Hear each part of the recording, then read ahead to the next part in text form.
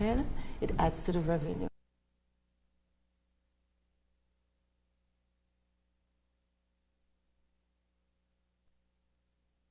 In the securing of renewable energy infrastructure, and the list goes on. So we have housing initiatives, we have ICT projects, there are environment protection initiatives. All these help to ensure that St. Kitts not only takes care of its needs now, but the revenue comes in and secure position St. Kitts as a premier destination, one who takes care of the needs of its populace now, as well as look forward to building its capacity and its ability to take care of its citizens in the future. Okay, Mr. Lawrence, let me come back to you now, because you spoke quite a bit in terms of the work that the staff members have to do. How is the value of a property determined, and what formula is used to determine the appropriate tax amount? You cited a figure of $1,000, but how would one arrive at that figure? Now, first of all, the technique that we utilize to calculate the market value is important. In 2007, we utilized what we call the replacement cost approach, which is basically giving an estimate of the value using a replacement cost of a property today, less depreciation. So basically what you're doing is using current cost of construction to build that same property today, less depreciation, and adding to that the value of the land. Now, we utilize what we call an algorithm or a formula to derive such value. What goes into that algorithm is, of course, the following: the size of the building, the price per square foot based on material, the condition of the property, the age of the property. All those are factors that go into the calculation of the value. So you multiply all those and you're deriving a value for that specific property. When it comes to the application of the rate, it depends. Each rate is different. So for example, residential, if I had to calculate the tax paid on a residential property, I would first have to deduct a residential exemption granted by cabinet of $80,000 for each residential building. And then I would multiply that taxable value by 0.2% to derive the value or the tax payable on that residential property. When it comes to commercial and accommodation, because it is thought that these are revenue generating properties. And when you say accommodation, you're talking like hotels? Yes. So accommodation and commercial, they are revenue generating properties, so the rate is a little higher and they do not get an exemption. The rate is 0.3%. So whatever the total value is, that is the value of the land and the value of the building, you multiply that by 0.3% and you get the tax payable for that owner or company of that property that is deemed to be commercial or accommodation. It's a tricky question and you may not have an answer for this, but in the age of Airbnbs, persons are using their homes, their residential homes, to accommodate guests. How does that factor in, or are we not there yet? Well, we have started a project of collecting properties that are used for Airbnb. However, those same properties, because they're deemed to be residential property, the predominant use is residential property, then they're deemed to be residential, and the commercial part of it is not necessarily taken into consideration because the predominant use of that is residential. But we are collecting information as we go out as to who's using their property for Airbnb for other purposes. You also mentioned, of course, depreciation. You mentioned that's taken into account. Land does not depreciate. That is something that we were told growing up. Correct. But the buildings on the land does. Correct. So you have to find a balance between the two. Correct. In terms of working out that formula. So what we do, we have a formula to calculate the value of land. That is pretty simple. In most areas in St. Kitts, land is valued at $5 a square foot. And so you multiply this value of the land, the market value of 5, in most cases, because Frigate Bay is a little higher, by the size of the land to get the value, and then that value is multiplied by the tax rate of 0.2% to get the tax payable on the land. When it comes to the building, that's where the depreciation factor comes in. We have a depreciation schedule as to how much depreciation is granted to each property, of course based on the age of the property, and so we utilize that when we are calculating the value, and of course the result is a tax on that. Are special considerations made for properties that are not for profit, say a health clinic, not necessarily one that is funded by government, which is a question that I actually would want to ask as well too. But before you answer that one, a private properties like a non-for-profit, a church, those type of properties, they're given special considerations when it comes to property tax. Yes, they're given special consideration. However, those properties must be owned and used strictly for the purpose of non-profit or for church-like activities. So, for example, the church in itself, full exemption because we know people are worshiping there. The cemetery is also exempt from taxation, both taxation and valuation, and also the property that is owned by the church and used by a clergy for residential purposes, they are exempt from taxation and also valuation. Do government buildings attract property tax? No. As a matter of fact, government buildings and the buildings of statutory bodies are not taxable. They are not valued. We cannot value them, and we also cannot tax them. And also government schools and even private schools, once they're owned by or leased for the purpose of education, they are not to be taxed or valued by the Inland Revenue Department. Perhaps you can give some information about the agricultural properties. When it comes to agriculture, I think for the benefit of a growth in agriculture production, properties that are deemed, whether it's by the valuation officers at Inland Revenue or the Director of Agriculture, as being used for bona fide farming, then those properties attract a rate of 0%, as in they do not pay taxes. So if you have your chicken, you grow eggs, or you do meat production when it comes to that, any animal of any sort, and the agriculture director says that this is used for agricultural purposes, and the Inland Revenue can, of course, basically can say that for a fact that this is used for agricultural purposes, then there's a rate of 0%. Now, if the person lives on the farm in a residential property, that portion is not considered exempt from taxes. We would basically take out the portion of land that house sits on that is used for residential, and we would tax it. That's interesting. And a question that always pops up is how, if I were to go and to expand, as you touched on earlier, on my property, or to remove a building, demolish a building, or whatever aspect of it, how will that impact my property tax? And you hinted at it earlier. But I wanted to discuss it a bit more with some other factors. But before we do that, we're going to have to take a break because we're up against the clock right now. Stay with us, viewers and listeners. We'll be right back with more In Focus. What if your child's journey to wealth could begin with a single step? Through Aspire, every young citizen aged 5 to 18 receives 1,000 EC dollars, half in savings, half invested in their future. Financial education for life. Sign up today. Give your child a future of financial freedom. Don't wait for wealth to knock. Create it with Aspire.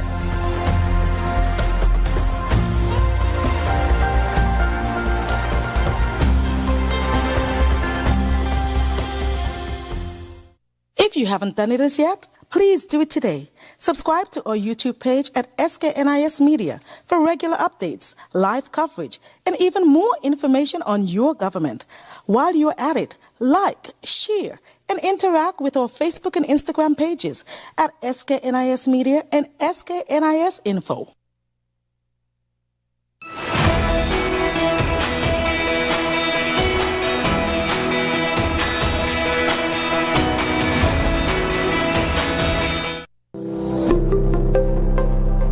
What if your child's journey to wealth could begin with a single step?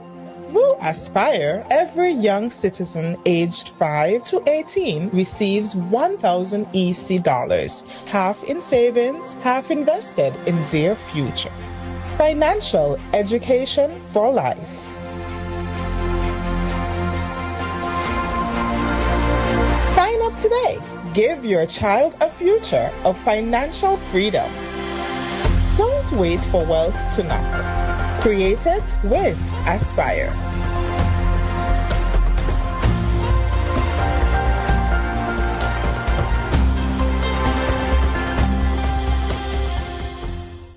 If you haven't done it as yet, please do it today. Subscribe to our YouTube page at SKNIS Media for regular updates, live coverage, and even more information on your government. While you're at it, like, share, and interact with our Facebook and Instagram pages at SKNIS Media and SKNIS Info.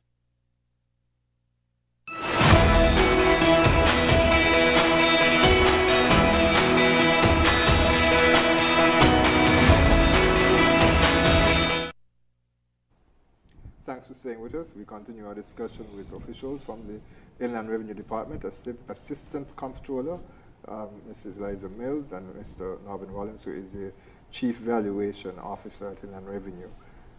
As we touched on earlier, properties, their value can increase and decrease based on additions that are made and subtractions that are made as well. So we mentioned that persons, they can demolish their properties or whatever. How is the department informed of changes? Is it left strictly up to the public to say, hey, I changed my property? Okay, well, the public has a right to inform the department as to any changes that are made to Do the they property. have a right or responsibility? A responsibility, Okay. sorry. A responsibility to inform the department of any changes, additions, or alterations to their property. Now, in the past, we have relied heavily on doing field visits to determine if there are new properties in the area or if people would have expanded the property. But what we have done as of probably like 10 years now is that we have received a list of properties that have, or plans that have been approved by physical planning as an indication that there is intention to build, and also the field report from the inspectors to basically say what is the status of the property. In addition to that, we have received as of recent a list of all the persons who would have applied for duty-free concession through the Ministry of Finance, which we intend to use in our field visits to basically capture some of those properties that were once not captured. Those interagencies collaborations are very important, because if I know I'm going to self-report myself and I'm going to be attracting a higher charge, there's some persons who may say, well, I'm not going to do that. Why would I want to be paying in a revenue to any higher revenue as opposed to what is owed to them? And so that's very important that you don't necessarily rely on individuals to do that. Mm-hmm. But here's a question though. If I am one who has a piece of land and I'm building on it, the house is the structure, doesn't necessarily have to be a house. Mm-hmm. It's not complete. Mm-hmm. How does that affect my property tax? No, if the house is not complete or habitable, then you do not pay tax on the building, provided that that building is used, of course, for residential purposes. So you do not pay property taxes on uninhabitable or unfinished property to the extent that it cannot be lived in comfortably. Mm-hmm. And that's where the field officers come in to give their Correct. assessment of that. Right. Okay, that's very important there. How are individuals informed about the value of the property tax? Well, from the inception of the revaluation exercise in 2007, we sent out what we call certificate of valuation or certificate of value notices. Now, these notices inform you of what the value of the property is, both the land and the building. After that was done in 2007, the department combined both the valuation notice and the tax bill and send one every year. So while you may not get a document that says certificate of value, the demand notice serves as both a tax bill and a certificate of valuation. That valuation, does it factor into transactions by real estate companies? Because if I'm selling my house or my property, then how would I be able to determine what to sell it at? If say, my property is valued at $150,000 and I'm hoping out for $200,000, can the client, the prospective client, go and seek an evaluation from Inland Revenue to get a better sense of what a property costs in order to make an informed decision? Well, the department does not provide valuation expertise to clients. The value that is installed on the demand notice is a value that was established in 2007, and it is outdated and archaic. So it's not a value that is used in property transaction, and that is clearly stated on the demand notice. Now, if you require the expertise of a valuer, you're expected to go to a private one to get such. What the department does, once the sale comes to the office or the transfer, we ascertain whether that value is market value. And so that's our job, to ensure that the government collect its rightful stamp duty on sale or transfer transactions. So if I decide to sell a family member a property for below market costs, based on what you're saying that the tax may be higher because it's below what the market says the property is valued. Correct. Because we do know if you're selling it to a family member, you're going to sell it below what is the market value. So the government doesn't want to lose out on that. And so we calculate the market value using today's values, of course, for that property. And if our value is higher than what you sell it for, then you'll be expected to pay 10% of our value to the government. So fair and equitable applies both, not only for clients, but also for the government as well. Correct. Interesting. All right, let me come back to something that you also mentioned as well. You said that it's old and archaic in terms of the valuation, based on 2007 you mentioned. Yes. Are there plans to update that? Well, there has been discussions over the years about changing or improving the values to reflect today's market. Now, that would be, of course, very beneficial to the government and also beneficial to the taxpayer, because they would have a sense of what their property is worth, which is what you spoke about just now. It gives you a benchmark, an idea of what your property is worth right now. Okay, can a person appeal or challenge the valuation that is set by Inland Revenue? Of course. Of course, they can appeal it. You're expected to fill out an objection form. First part of the process, is to complete that form and to submit it to us. We have 45 days to resolve that issue. If the issue cannot be resolved to the satisfaction of the taxpayer, then that taxpayer, of course, can make an appeal to the review board for them to hear the matter related to an objection. And what would you say are some of the misconceptions that taxpayers have about property tax assessment? What I would say is that there are lots of misconceptions out there about why they should be paying the tax. Why are they taxed for something that they own outright? Those are things that you hear more often when you go on the radio or in the media as to why this should be paid when I own it. This is my personal home. This is my sanctuary. Why are you taxing it? That's something we hear ever so often, and our response always is that you are the legal owner of the property. The bank is not the legal owner.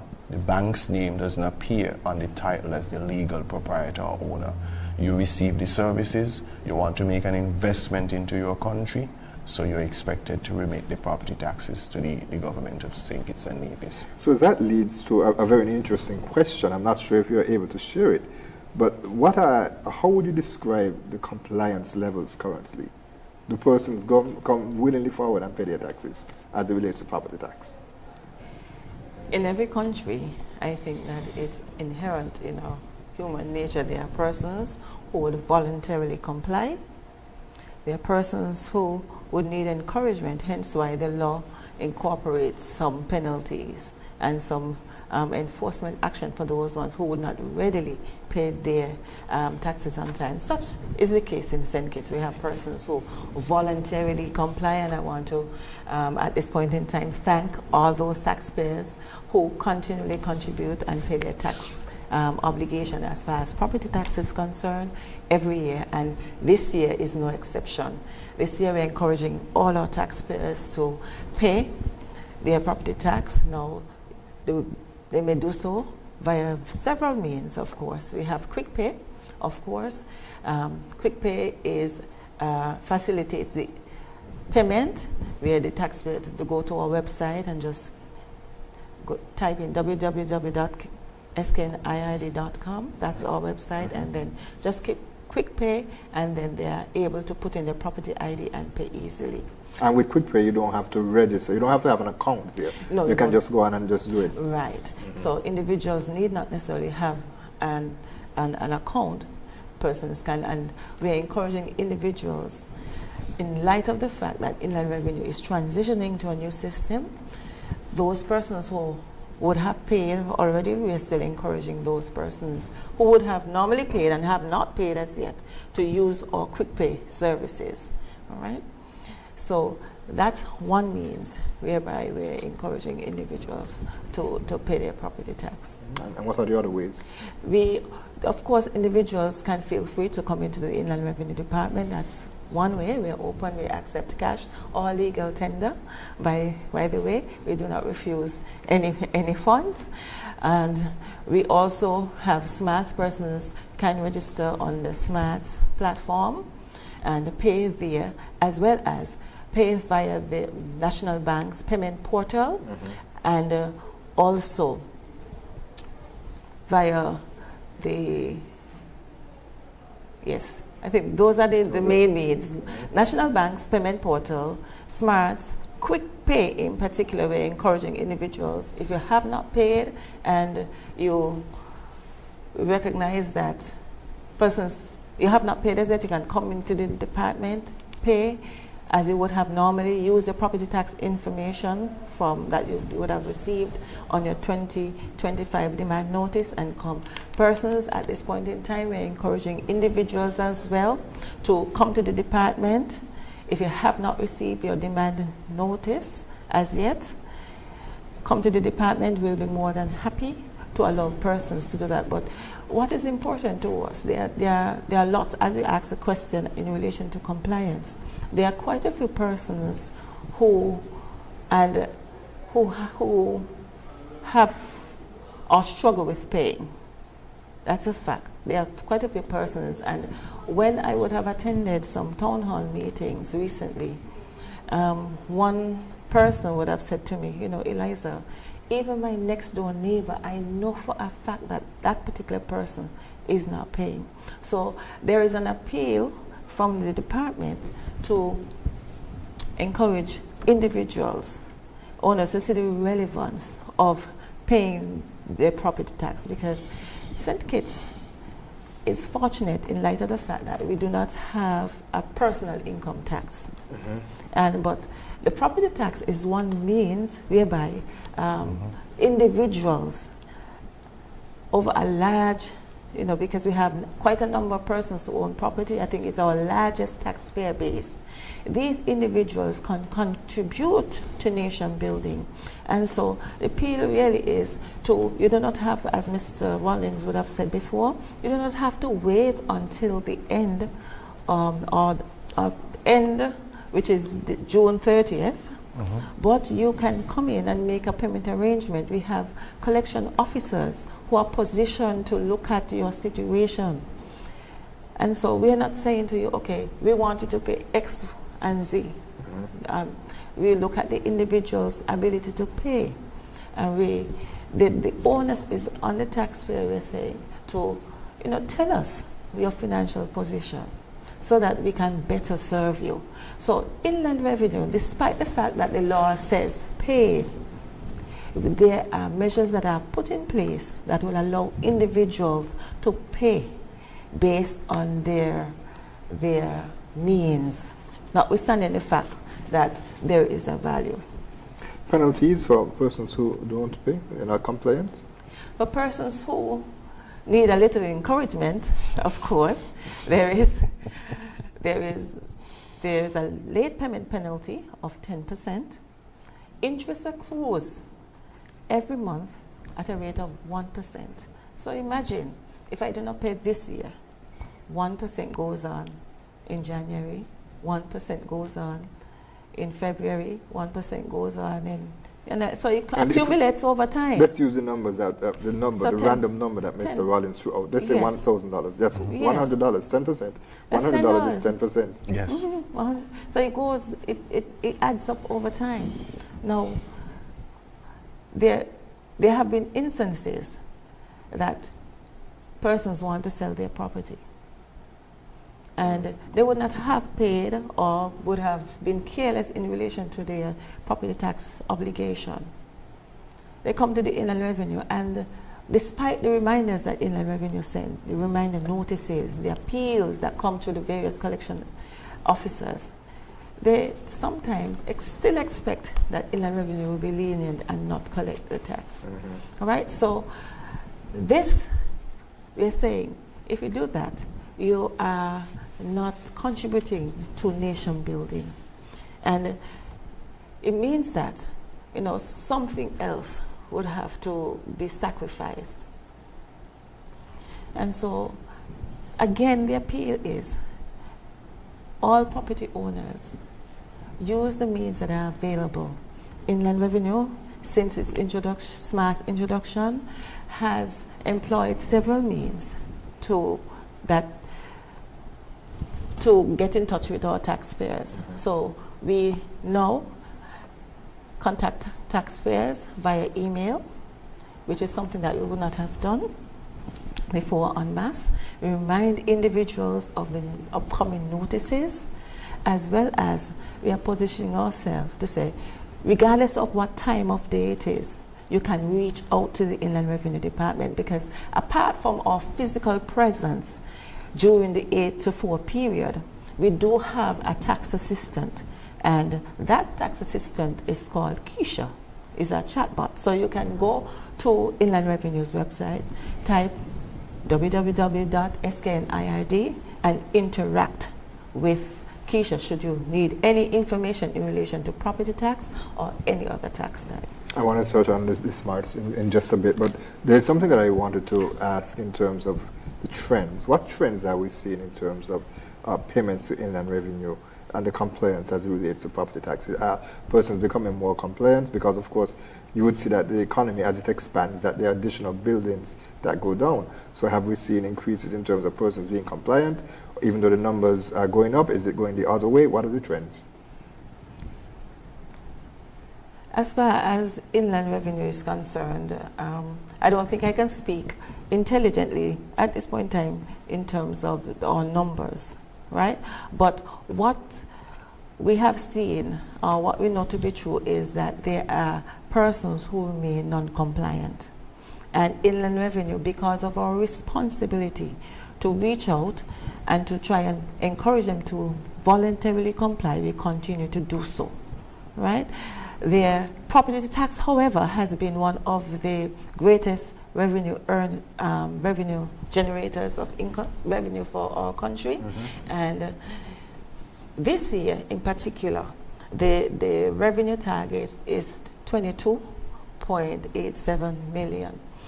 And so we recognize that citizens can, and they're encouraged to, right, pay their property tax because of the fact, not simply because it's a legal obligation, as we have said before, but we are helping to contribute to our nation, all the facilities that we so readily enjoy.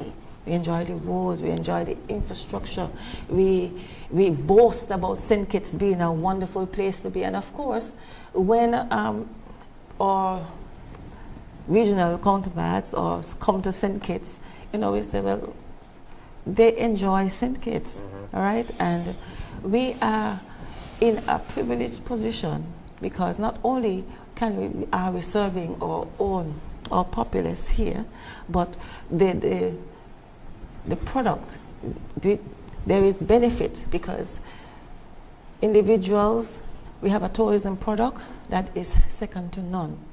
I have not heard in any conversation, and especially as it relates to our social, as think it's become more, the product is advertised and marketed, you recognize that St. Kitts is a premier destination, and that is primarily because of the contributions, the individual contributions that our property owners and other tax revenue owners, they lend to the pot. Right. All right, let me follow up on something you said. Yes. You said the target is 22.8 million. Mm-hmm. Is that higher or lower than last year? And what influences that target goal?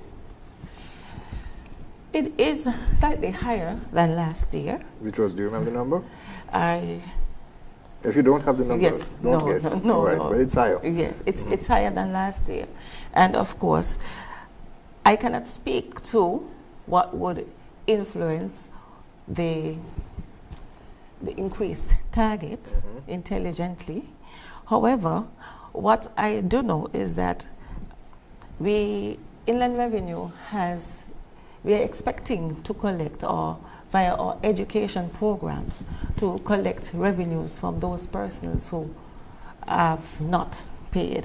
And so for the first time, we are sending emails, we are encouraging individuals on a monthly basis, so much so that individuals are saying, but these emails are coming, regularly. And our collection officers are actively working to ensure that, everybody make their fair and equitable contribution to nation building. And so we are actively working to ensure that revenue is collected from all persons concerned. Those that regularly pay and those that do not. Okay. Mr. Wellens, just a quick question, something that occurred to me as we were having a discussion. Beach bars, they don't own the land, so the tax is charged on the property alone? Yes, but in relation to, if you're speaking about Frigate Bay, those properties are not registered yet. We are looking into the possibility, the actuality if they should be taxed. That's something we're looking at this point in time. Because someone may argue, why is Frigate Bay excluded? Why not South Friars Bay? No, and the thing is even though you may not own the land, if you have a lease, and in that lease agreement you're expected to remit the taxes, then you'll be taxed as if you're the owner of that parcel. So as we speak, we're in the process of looking at those, and we will make a determination on those. All right. We're going to take our final break. We're up against the clock with just about 10 minutes left. But I want to get this added because we're going to show a video of some of the taxes that you mentioned that can be paid online. So we're going to take that break right now. Stay with us, viewers and listeners. We'll be right back with more In Focus.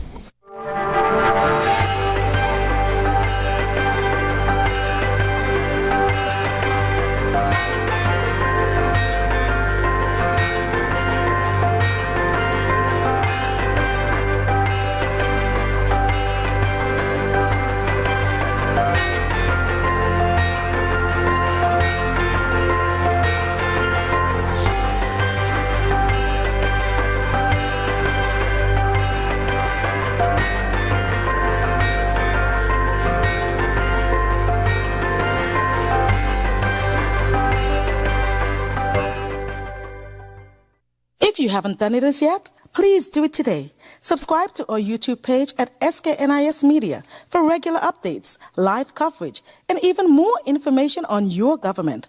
While you're at it, like, share, and interact with our Facebook and Instagram pages at SKNIS Media and SKNIS Info.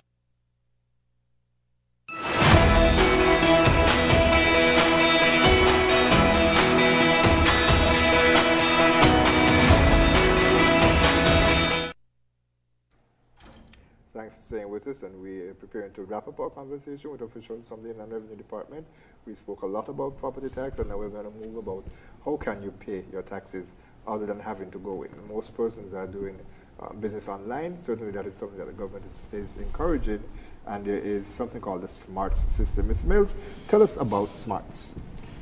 SMARTS, as the acronym is, is on the platform on which Inland Revenue administers its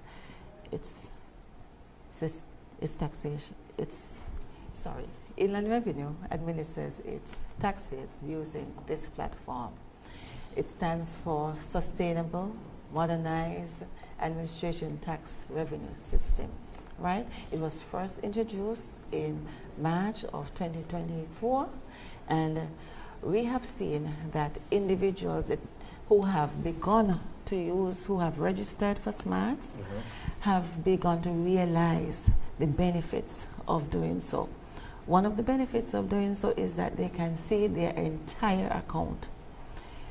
They no longer have several things, so the taxes are administered using one tin. So previously what used to happen tin, that would be tax identification number. Right.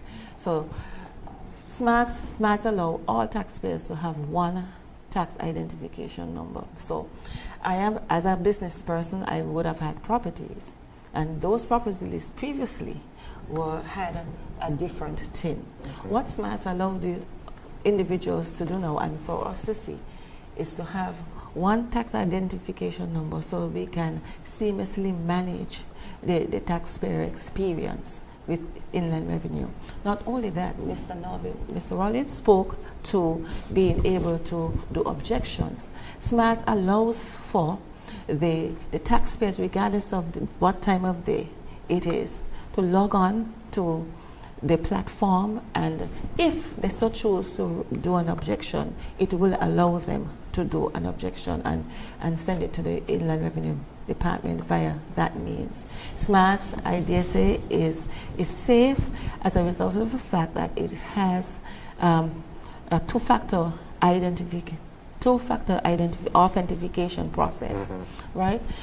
Now, what I would like to encourage the populace to do is not to share their login credentials with anyone, because any system becomes weak if the individual using it is not responsible.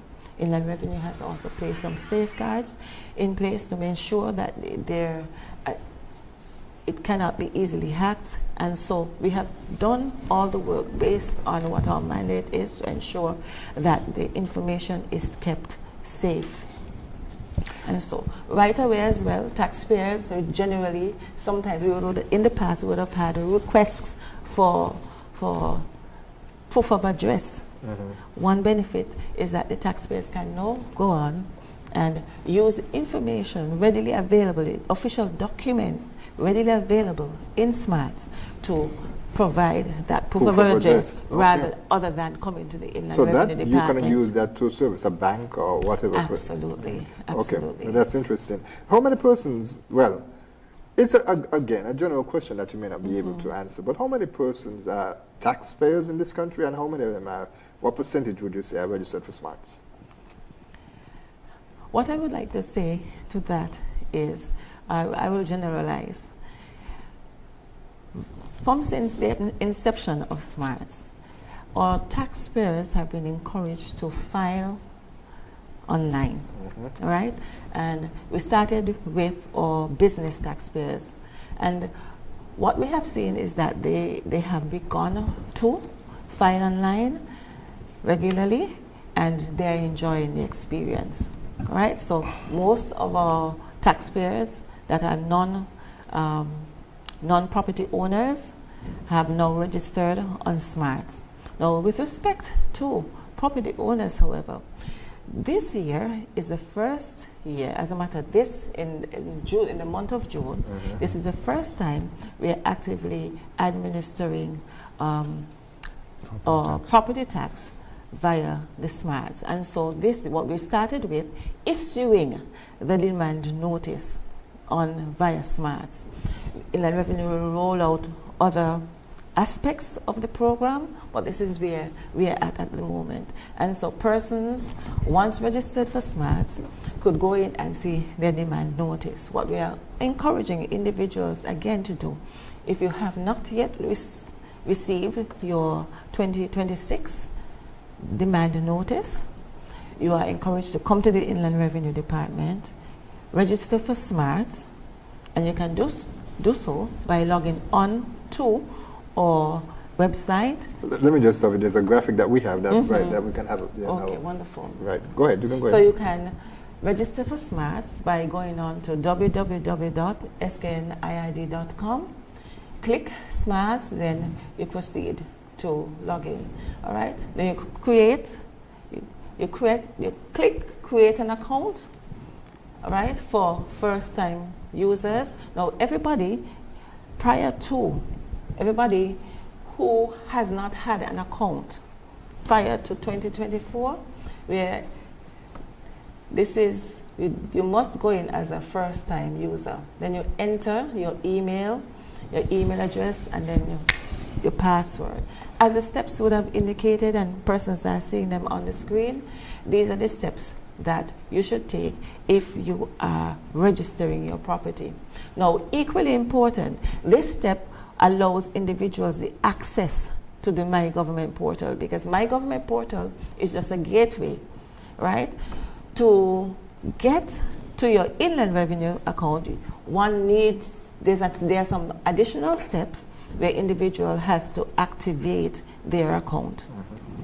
Right? We have that graphic as well to activate. Right. Right. So individuals are expected to activate their account first by securing the information from Inland Revenue, the authorized activation code, and then the system is quite user-friendly. It prompts you to go through each and every step. Notwithstanding this information that you're seeing on screen, we have also Keisha, which is the chatbot, right, who could also guide you in the absence of the instructions there. Right. As well as just to add to what Ms. Milton said, the last time we checked the property tax roll, it was over 26,000. That doesn't mean that there are 26,000 properties. It means that there are 26,000 tax obligations. So there are 26,000. You expect 26,000 demand notices to go out and so forth. And I say not 26,000 properties, because timeshare, each owner of a timeshare is taxed, but it's one property, but they own it for a specific period of time. So we have over 26,000 property tax obligation or demand notices that are sent out. Unfortunately, we're out of time for the program.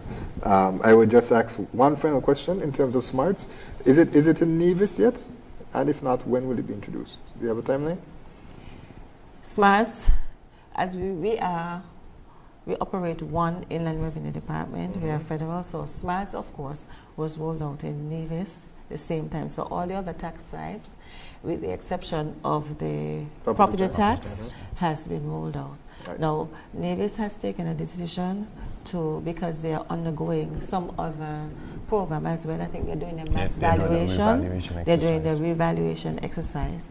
And so a decision has been taken to delay the introduction of the requirement for taxpayers to pay via SMARTS. But yes, we know that there's a tentative schedule, but Nevis will communicate when it's time. We'll have to leave it right there. We're out of time. Eliza Mills, Assistant Comptroller of Inland Revenue, Northern Rollins, who is the Chief Valuation Officer. Thank you so much for being with us for this edition of In Focus. Thanks.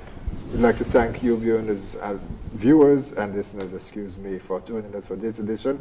We trust that you will join us next week at the same place at the same time for another discussion. We'll be joined by the Deputy Governor of the Eastern Caribbean Central Bank, and she'll be speaking about the 50th anniversary of the PEG. What is the PEG? Go and look that up or join us next week. Until then, I'm Ian Richards. Remember, at In Focus, we discuss your government, your business. Join us every Wednesday for In Focus, a weekly talk show produced by the St. Kitts Nevis Information Service, where we provide exclusives with key persons within the government and discuss pertinent, relevant, and interesting matters that affect us all. Tune in every Wednesday, live on ZIZ Radio and streamed live on Facebook at SKNIS Media and ZIZ Online.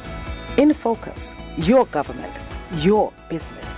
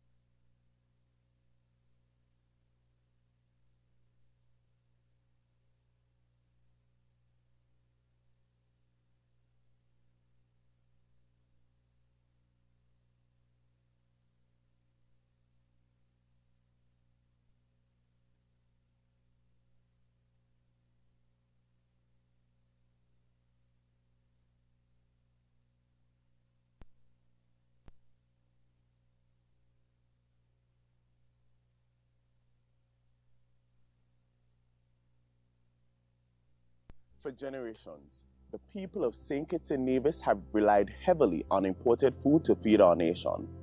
Every year, millions of dollars leave our shores to purchase items that in many cases can and should be grown right here at home.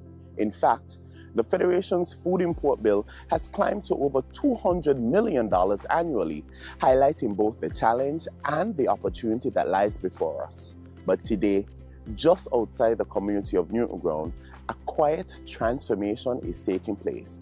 A transformation that has the potential to change how food is produced in St. Kitts and Nevis for years to come. This is the Greenhouse Village Initiative.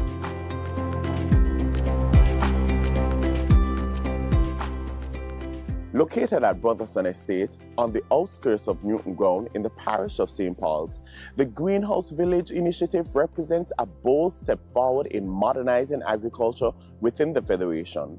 The project forms part of the government's broader effort to strengthen food security, support local farmers, and reduce the nation's dependence on imported crops. Official work on the Greenhouse Village began in December of 2024, marking the start of a new chapter in the development of climate-smart agriculture in St. Kitts and Nevis. Now let's take it back a bit. In the early 2000s, approximately 40 greenhouses were constructed across various farms throughout St. Kitts. While these structures initially helped boost production, many were later damaged by storms, hurricanes, or fell into disrepair over time. The scattered nature of these facilities also made it difficult to effectively coordinate crop production and provide consistent technical support. As such, the Greenhouse Village Initiative was therefore designed to address these challenges by bringing greenhouse farming into one centralized location where production can be managed more efficiently and farmers can benefit from shared infrastructure and support. The first phase of the project, which is ongoing, includes the construction of 24 greenhouses, each measuring 30 feet by 100 feet, providing approximately 3,000 square feet of growing space per structure. Each greenhouse will typically support the cultivation of a single crop, allowing for better control of growing conditions and improved crop yields. At this point, 22 of the greenhouse structures have already been erected, with the remaining structures nearing completion. This site has already provided jobs. Close to 20 workers on site daily, steadily working to bring the project to life. Beyond simply building greenhouses, the project will employ modern, climate-smart agricultural technologies that the Ministry of Agriculture has been testing, investing, and recommending over the years as a means of improving productivity and sustainability. Each structure will be equipped with systems that support efficient water and nutrient management. While the initial phase focuses on the construction of the greenhouse structure themselves, the second phase will include the installation of plastic greenhouse coverings, irrigation infrastructure, and storage facilities, allowing farmers to properly store harvested produce before it is distributed to markets. Together, these developments will transform the site into a fully functioning agricultural production hub. Rainwater harvested from the greenhouse roofs will also be collected through gutter systems and stored in tanks, helping to conserve water resources. Advanced irrigation systems will allow nutrients to be delivered directly to crops through irrigation lines, and sensors will also be installed to monitor key environmental factors such as soil moisture, temperature, humidity, and light levels, giving farmers valuable data to optimize crop production. The Greenhouse Village will focus on the cultivation of priority crops that are currently being imported in significant quantities. These include sweet peppers, tomatoes, and lettuce, and others. Sweet peppers in particular have been identified as a major target crop. Every year, over 500,000 pounds of peppers are imported into St. Kitts and Nevis, making them the second highest contributor to the food import bill within the crop category. By increasing domestic production of these crops, the Greenhouse Village Initiative aims to keep more of the country's food spending within the local economy. Once completed, The greenhouses will be made available to farmers through a lease system administered by the Ministry of Agriculture. Interested farmers will be able to apply to lease a greenhouse and begin cultivating crops within the village. To ensure success, the Ministry of Agriculture will also provide training and technical support for participants. These training programs will focus on modern greenhouse farming techniques and will specifically encourage participation from young farmers and women in agriculture, helping to expand opportunities within the sector. Produce grown at the greenhouse village will feed into the Ministry of Agriculture's existing marketing unit, which coordinates the distribution of locally grown crops. Through this system, crops harvested by farmers can be collected and supplied to supermarkets and other buyers across the Federation. This market-led approach ensures that farmers are producing crops that are in demand while strengthening the country's local food supply chain. The Greenhouse Village Initiative is part of a national strategy aimed at transforming agriculture, strengthening climate resilience, and reducing dependence on imported food. By providing modern infrastructure, technical support, and opportunities for farmers, the initiative seeks to increase local production, improve farmer incomes, and keep more of the nation's food spending within the local economy. From this location at Brotherson Estate, the Greenhouse Village Initiative stands as a symbol of the Federation's commitment to innovation in agriculture, a place where technology meets tradition, where farmers are empowered with new opportunities, and where the future of food production in St. Kitts and Nevis is steadily taking root.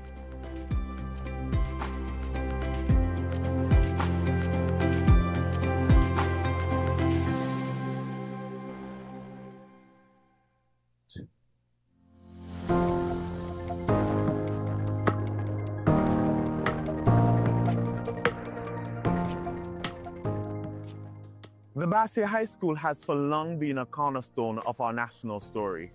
For decades, it stood as a beacon of opportunity and excellence in education, a place where young minds were shaped, lifelong friendships were formed, and generations of Kittitians and Nevisians were prepared to go out into the world and make their mark. From its classrooms came teachers, doctors, entrepreneurs, public servants, artists, athletes, even politicians and prime ministers who have contributed to building this nation and representing it proudly across the globe. Undeniably so, this school was a symbol of the belief that education is a pathway to progress. But over time, that beacon was dimmed due to political mischievousness. Following that, between 2015 and 2022, all we saw were delays, dark clouds of uncertainty, and avoidable missteps that left the once proud BHS without a stable home. Plans were announced and re-announced. Expectations were raised and then disappointed. And what should have been a straightforward national priority became entangled in indecision, controversy, and unfulfilled commitments. The result was painful for many. A school that once stood proudly at the heart of Bassier was left in a state that fell far short of the standards our students and teachers deserved. For many citizens, the promise of a new Bassier High School began to feel like something that might never truly happen. But that story began changing from 2022 onward. Under the leadership of Prime Minister, the Honorable Dr. Terence Drew, Minister of Education, Honorable Dr. Jeffrey Hanley, and the St. Kitts Nevis Labour Party-led government, the long-standing promise of a new Bassier High School is no longer confined to speeches or plans on paper. It is now a project in full motion, fully designed, fully mobilized, and under active construction, moving step by step toward delivery of a modern educational institution worthy of the proud legacy of the Bassier High School and the bright future of the students who will walk its halls for generations to come.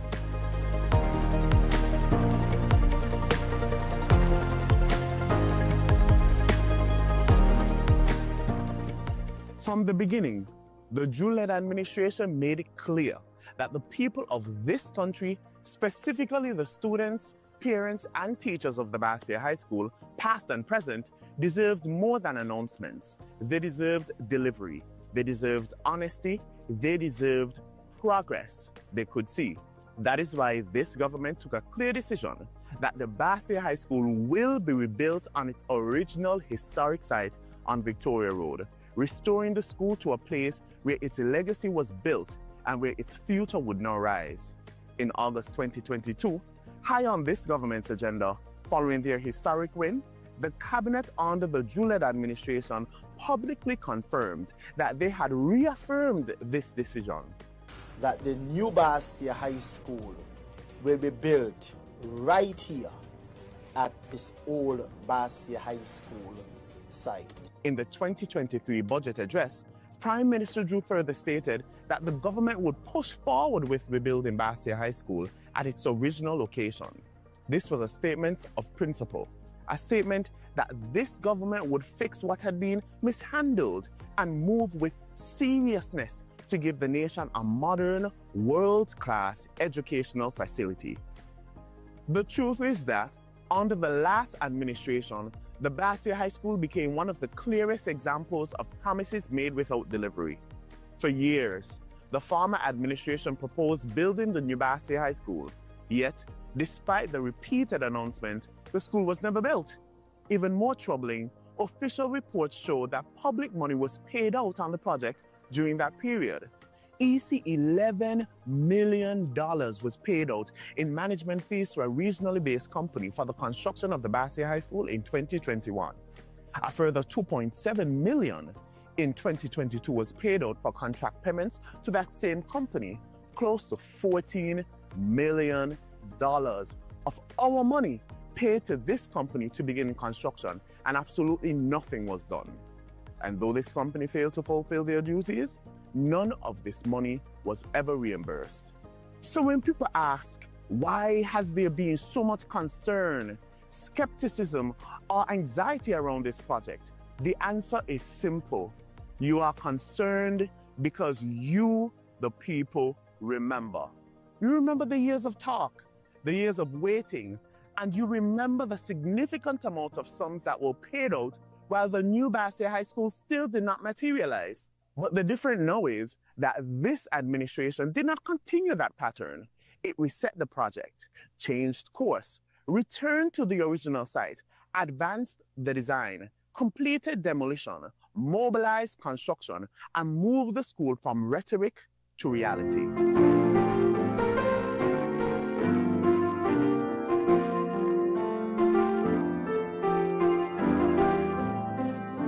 And what is all this for? It really comes down to what is just and what is right, and what you truly deserve as a people. A modern, new Basse High School featuring dozens of classrooms, music rooms, science labs, computer labs, a large auditorium, sporting facilities, accessibility features, and climate-smart design elements. The Legacy School, as it is popularly coined by Education Minister Hanley, will also include a 400-meter track. This massive undertaking is about restoring confidence in public education and creating a learning environment that reflects the hopes we have for our young people. And it is about showing that governments can still make a commitment, pursue it seriously, and above all else, deliver it. So where exactly are we now? As I said, under this SKNLP-led government, the project has moved beyond promise and into execution. The demolition of the old structures of the Basse High School on Victoria Road began in December 2023. In 2024, the government confirmed that demolition works had started, site mapping had begun, and draft conceptual designs were underway.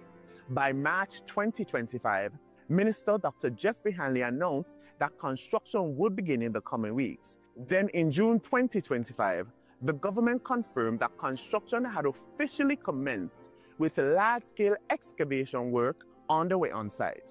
This means that the project is not in an abstract planning phase. It is active, and it is moving through the stages that serious construction projects move through before buildings begin to rise above ground. Let's fast forward to today. Last week,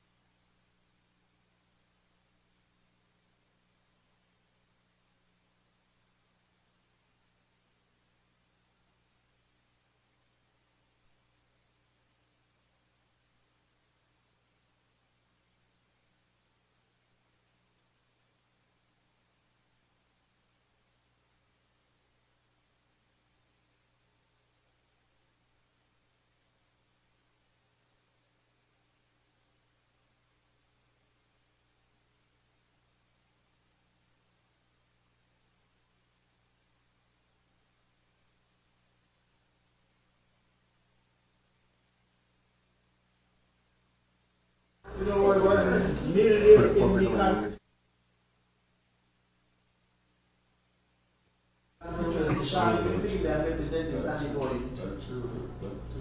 Oh.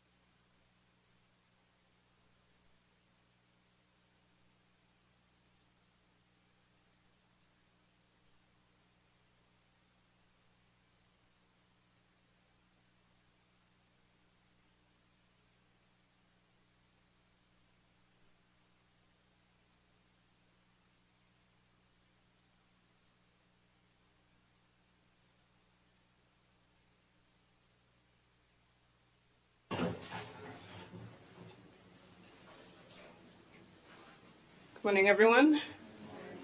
The prayer will be delivered by Captain Sudnil Capel of the Salvation Army, Chairman of the St. Kitts Christian Council.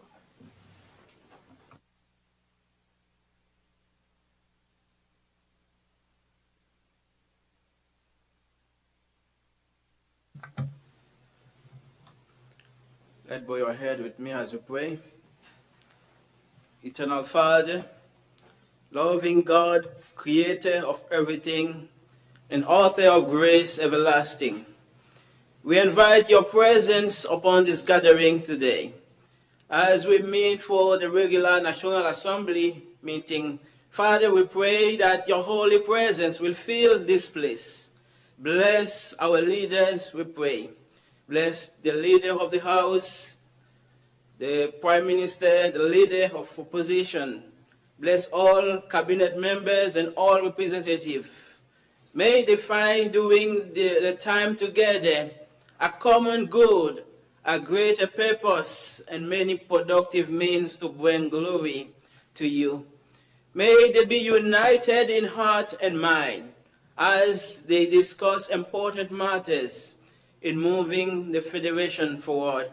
We trust, Father, that your word is true when you said everyone must submit himself to the governing authorities, for there is no authority except that which God has established. The authorities that exist have been established by God, according to Romans 13, verse 1. Therefore, let us hold our head high and do your will gladly, as you have said in teaching us how to pray, that your will be done on earth as it is in heaven. Let it be our aim and hope. Your word reminds us to give thanks for everything in every situation. Lord, we thank you for the opportunity to meet and for what you're going to accomplish through them, Lord. Bless their conversation with goodness, worthy of your hearing. Strengthen them for the work you have prepared for them to do. When they see mountain beyond their ability, Lord, help them to remember your word spoken through your prophet Zechariah, not by might nor by power, but my spirit, says the Lord Almighty. You also remind us that mighty mountain will become level ground. You take the foundation and complete what you began, allied with your truth. You remind us not to despise the day of small beginnings, as you are the same God who can part any sea, still any storm, and multiply what little can we supply. We give thanks for the calling upon the lives of these men and women. We thank you, Father, for using them for your glory. So may each of them welcome the task that you give and doing it in your strength and with all gladness. You are God, your Lord, and we thank you for remembering this nation and for preserving our freedom to seek you in life and in prayer. Father, we humbly seek your divine wisdom for our leaders. Grant them clarity in decision-making, strength in adversity, and compassion for those they serve. May they be guided by your light, discerning truth from falsehood, and leading with integrity and grace. Empower them to inspire unity and foster peace, that they may fulfill their roles with courage and humility. Dear God, once again, I pray that you bless this proceeding and keep us. Lord, make your face shine upon us and be gracious unto us. Amen. In the mighty name of Jesus, we pray. May God bless you. Thank you, Captain Carpel. You may be seated.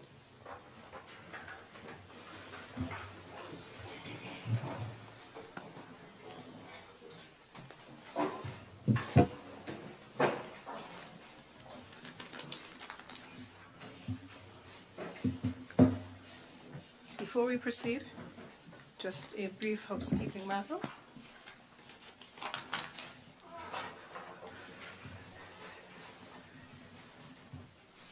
The Office of the Speaker wishes to extend its apologies to the members as well as the listening and viewing audience for the delayed start of today's sitting.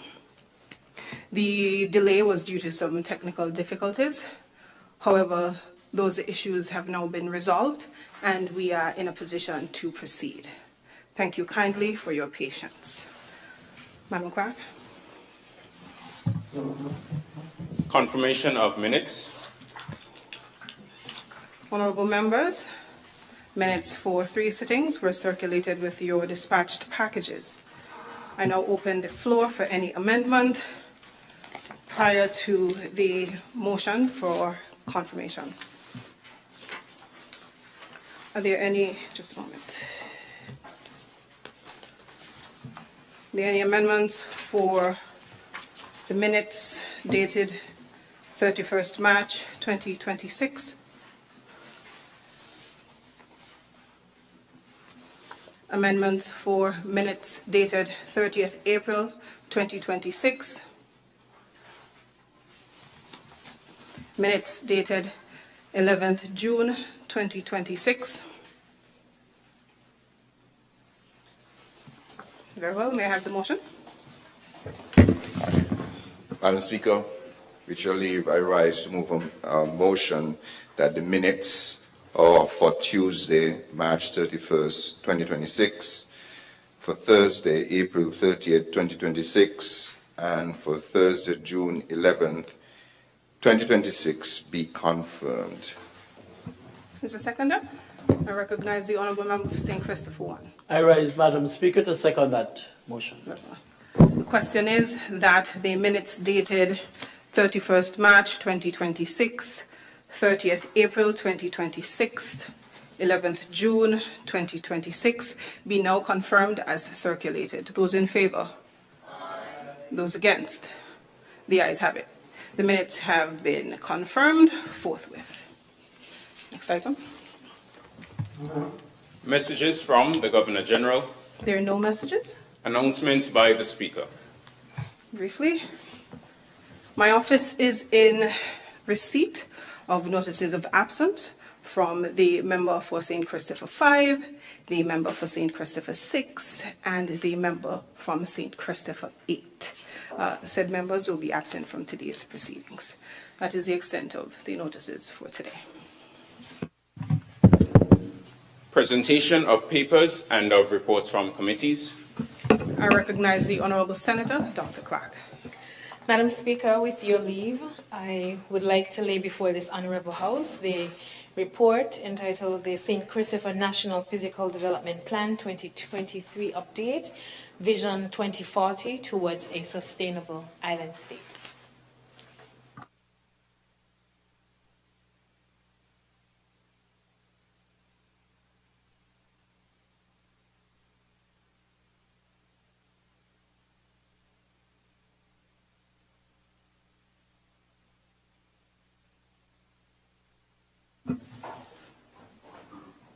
Is there another paper to present? If not, you may proceed. Petitions, government notices, unofficial notices, questions, requests for leave to move the adjournment of the National Assembly on matters of urgent public importance, statements by ministers, personal explanations, motions relating to the business of the National Assembly and moved by a minister, public business bills, second reading.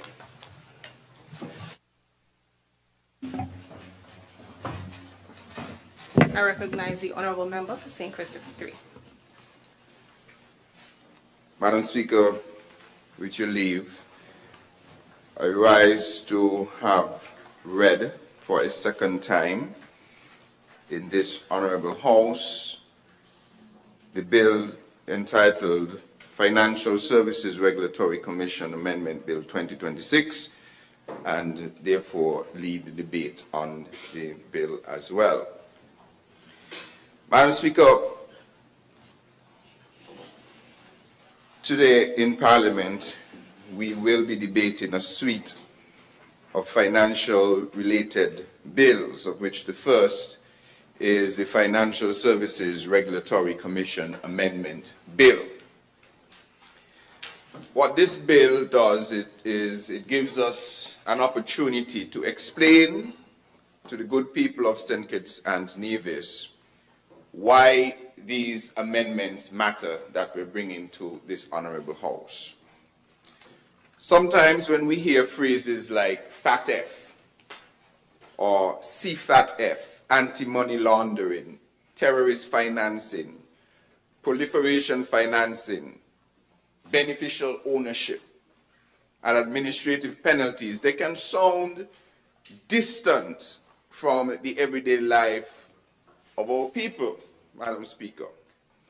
They can sound like words for maybe bankers and lawyers, you know, regulators, international meetings, or international financial institutions.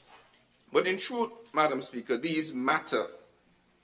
And these matters affect jobs, they affect banking services, they affect business confidence, they affect investment and appetite to invest. It can affect government revenue, and importantly, it can affect the good name of a country.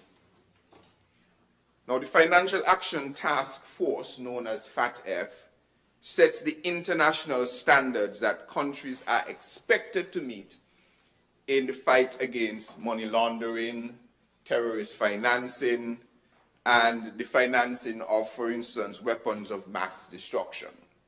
Now, in our region, in the Caribbean region, it is the Caribbean Financial Action Task Force, which is known as CFATF. They assess how countries are doing. And St. Kitts and Nevis was assessed through the 4th round mutual evaluation process.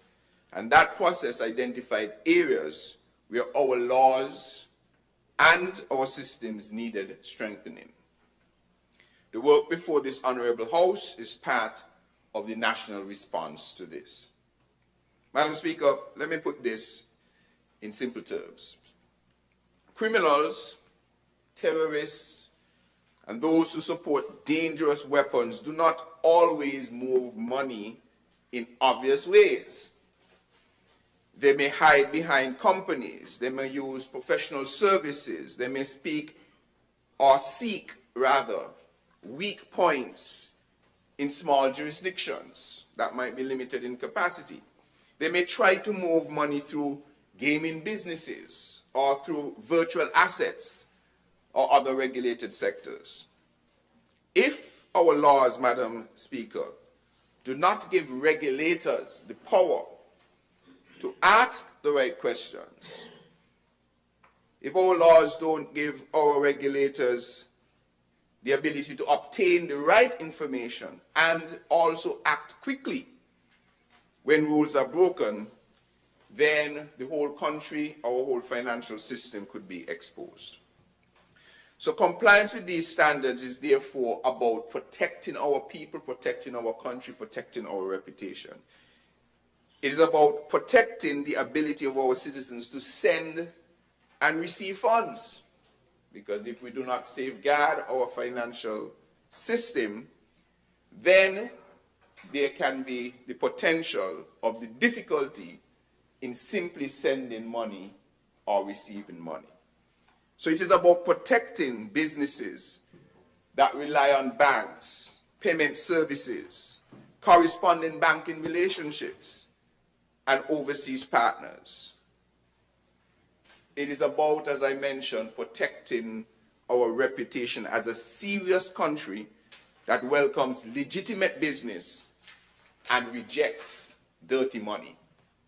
So this is about protecting and safeguarding the interests of the people of our Federation of St. Christopher and Nevis. Now, our country has been working to address deficiencies identified in the 2021 Mutual Evaluation Report. It also records that failure to address these deficiencies can expose the Federation to adverse assessments, to to increased scrutiny from corresponding banking partners, reputational risk, and undoubtedly economic consequences. And so these are real concerns, Madam Speaker. They touch the lives of our people. Some may not see it directly, but it will affect us indirectly as well. Now, this particular bill before us, which is the Financial Services Regulatory Commission Amendment Bill, which is the FSRC Amendment Bill, is the first one we're looking at in a suite of legislation necessary in our attempt to safeguard the interests of our financial services sector in our federation. This commission, the FSRC, is one of the key guardians of the integrity of our financial services sector. When a regulated business, for instance, Madam Speaker, fails to meet its obligations, the commission, which is responsible for the regulation of the sector, must have clear powers to be able to respond. A regulator that can only warn or wait too long is like a traffic officer with a whistle and no ticket book. It's like a guard dog without teeth. Could bark all it wants if it can't bite. Has no function. The law must give the regulator practical tools to be able to enforce the law. So the bill does two main things. First, it updates the interpretation section of the Financial Services Regulatory Commission Act. It adds a definition for the Anti-Proliferation Financing of Weapons of Mass Destruction Act. It also defines regulated business in a wider and clearer way. In plain language or in ordinary language, this really helps to make sure that businesses under the supervision of the Commission are captured properly by the law. That the law doesn't create any loopholes. It connects the financial services framework with the wider framework against financial crime. The second thing, Madam Speaker, that this bill attempts to do is strengthen Section 40 of the Act. It expressly authorizes the Commission to impose an administrative penalty on a financial services business or regulated entity subject to the terms and conditions that may be set out in the regulations. This is very important. An administrative penalty is a regulatory fine, and it allows the Commission to deal with breaches in a firm, proportionate, and practical way, giving a little teeth to the Commission, giving that traffic officer that ticket book, and giving that dog, guard dog, strong teeth. So the bill also removes wording that previously required the Commission to exhaust other measures before certain enforcement steps could be taken. This really gives the Commission more flexibility, Madam Speaker. It allows the regulator to respond to the seriousness of the breach. A minor issue may require, for instance, a guidance or a warning. But a more serious breach may require swifter and firmer action. The law should allow that judgment to be made within a proper regulatory framework. It is understood by everybody, so it is fair and transparent, but it must exist. Madam Speaker, this bill is therefore short, but yet significantly important. It gives teeth to supervision. It supports effective enforcement. It tells regulated entities that compliance is a real obligation. It tells honest businesses that the system is being protected. So if businesses are doing what they are supposed to be doing in a transparent and honest, upfront way, these bits of legislation hardly do anything to them. But when they exist and are able to be enforced, it gives the business sector the confidence that their sector is being protected. It also tells our international partners, Madam Speaker, that St. Kitts and Nevis is serious about meeting and exceeding accepted world standards. Madam Speaker, this is also a matter of fairness. The overwhelming majority of our financial services providers want to do the right thing. That is always clear. They invest in compliance, they file reports, they conduct due diligence, they train their staff, they cooperate with regulators. When a business ignores its obligations, however, it gains an unfair advantage over those who follow the law. Administrative penalties will help to level that playing field. Madam Speaker, I want the public to understand that this bill is aimed at strengthening our national safeguards, protecting us, protecting our businesses, protecting our economy. It is aimed at preventing abuse of our financial system. It is aimed at preserving confidence in our economy. It is aimed at protecting the Federation from the costs that can follow when a country is viewed as weak in the fight against financial crime. So, Madam Speaker, this administration has consulted the key institutions involved in this work, including, of course, the FSRC, the Financial Services Department, the Eastern Caribbean Central Bank, the Financial Intelligence Unit, and the White Collar Crime Unit. So this bill, therefore, before this Honourable House, reflects that of a coordinated national effort. So, Madam Speaker, without going on too long, as we debate this bill and the related bills today, I invite the honourable members to look at the whole picture, the bigger picture, that these amendments are practical steps to protect St. Kitts and Nevis. They help preserve access to the global financial system. We do not want a situation in the future where we have to wonder if we can conduct our business by receiving or sending money because a government did not take the necessary steps to safeguard and protect our financial system. So these are practical steps. They will preserve access or help to preserve access to the global financial system so that we can continue to be in the global sphere. They support lawful commerce.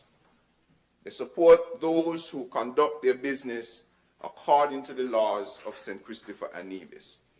They strengthen supervision. And they send the right message to legitimate investors and a strong message to criminals that you are being watched if you use the financial system to perpetrate any crime. So for those reasons, Madam Speaker, I want to commend this particular bill, the Financial Services Regulatory Commission Amendment Bill 2026, to this Honourable House, and I would want to wish it safe passage. May it please you, Madam Speaker. Thank you to the Honourable Member for St. Christopher 3, mover of the bill. Is there a seconder? I recognize the Honourable Attorney General seconding the bill. May it please you, Madam Speaker. I wish to second the motion. I reserve my right to speak at the end of the debate so that I can clear up any legal issues that may arise. Very well. As your presenter, I recognize the Honourable Senator Jones. You need a podium.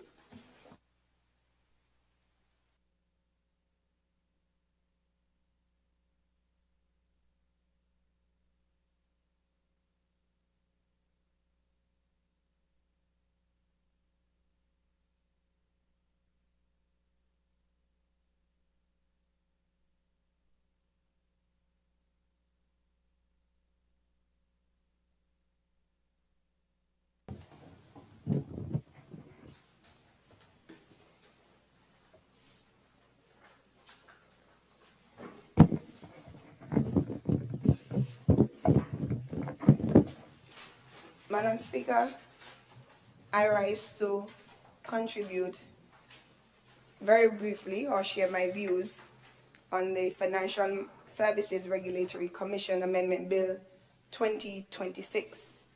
This bill is important because it seeks to strengthen the regulatory framework that governs financial services in our country, St. Kitts and Nevis. The bill broadens the definition of regulated business and recognizes the importance of anti-proliferation financing controls.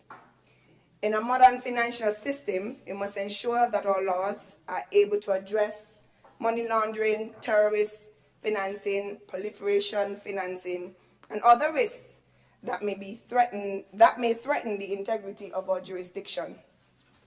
Madam Speaker, I support the principle of stronger supervision. A strong regulator helps protect consumers, protects the reputation of the Federation, and it gives responsible businesses a fairer and more stable operating environment. However, Madam Speaker, we must ensure that regulatory power is exercised fairly. The bill gives the Commission power to impose administrative penalties, but the details of those penalties are to be placed in the regulations. I now ask, Madam Speaker, what types of breaches will attract an administrative penalty under the amended Section 40? What will be the maximum penalty that the FSRC may impose? Will penalties be fixed, tiered, or based on the seriousness of the breach and size of the business? How will the regulations protect small businesses from disproportionate penalties? Madam Speaker, with these questions in mind, I urge that those regulations be clear, proportionate, and transparent. The administrative penalty powers should have clear limits, statutory caps, and clear procedures to administer penalties. A regulated entity or person must know the rules in advance, and they must have the right to be heard, the right to written reasons, and the right to appeal. They must understand the act, the standard expected, the process of non-compliance, and the process that will follow. Simply put, there should be due process and an administrative penalty framework. Madam Speaker, I move on to address the removal of the phrase after exhausting the measures in Section 40, subsection 2. While I gather that this amendment may allow certain enforcement steps without first using every previous measure depending on final interpretation or severity of the matter, I believe, it's just my belief, that the graduated enforcement is perhaps maybe the better option. This phrase supported a step-by-step approach and allowed fairness and the protection of entities from being punished too quickly and unfairly. Madam Speaker, I'm simply asking us to be mindful that this can perhaps severely affect small entities or first-time offenders. Madam Speaker, lastly, because I did say I would be brief, I ask that the drafting of the bill be reviewed as two provisions appear to carry the same clause number. The duplicated clause numbering should be corrected so that the amendment to Section 40 becomes Clause 4. This may appear small, but precision in law-making matters. In closing, I support the objective of strengthening our financial regulatory system, but I encourage us to ensure that this bill is matched with strong safeguards, fairness, and clear regulations that protect both the public interest and legitimate businesses. May it please you, Madam Speaker. Thank you to the Honourable Senator Jones. Is there another presenter? I recognize the Honourable Member for St. I recognize the Honourable Member for St. Christopher 7. Madam Speaker, I rise to make a contribution on the bill. brief as it is, a significant piece of legislation, and it reflects upon the ongoing work which must be done by every government everywhere to ensure compliance with the new regulatory environment in which we find ourselves, not just within the region, but globally, internationally. I note in his opening remarks, the mover of the bill did say that this evaluation was based on work done in 2021, and so we are seeing, as it were, the outcome of those evaluations that had been done. Clearly, when we look at the report, St. Kitts and Nevis has made progress in addressing technical deficiencies that were there based on the submission that was made in 2021. In fact, the on-site visit for St. Kitts and Nevis, in fact, took place on the 15th to the 26th of March, 2021. And that on-site visit analyzed the level of compliance of St. Kitts and Nevis at that particular juncture with some 40 FTAF recommendations and the level of effectiveness of St. Kitts and Nevis anti-money laundering, counter-financing systems, and it provides recommendation on how one would move forward. And this is basically the format. They come, they do their inquiries, and then they make recommendation for further amendment legislatively and otherwise that could enhance and protect the system. In protecting our country, we help to protect the rest of the world. So we are not basically seeking compliance, as it were, by ourselves. We are hoping that every participating country will be doing the necessaries so that the financial system globally could be better for it.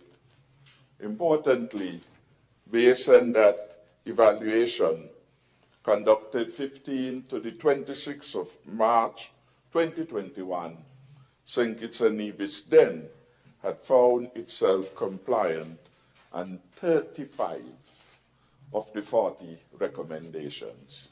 Compliant or largely compliant, which is a very good going for a small country, limited in resource, to be keeping up to date.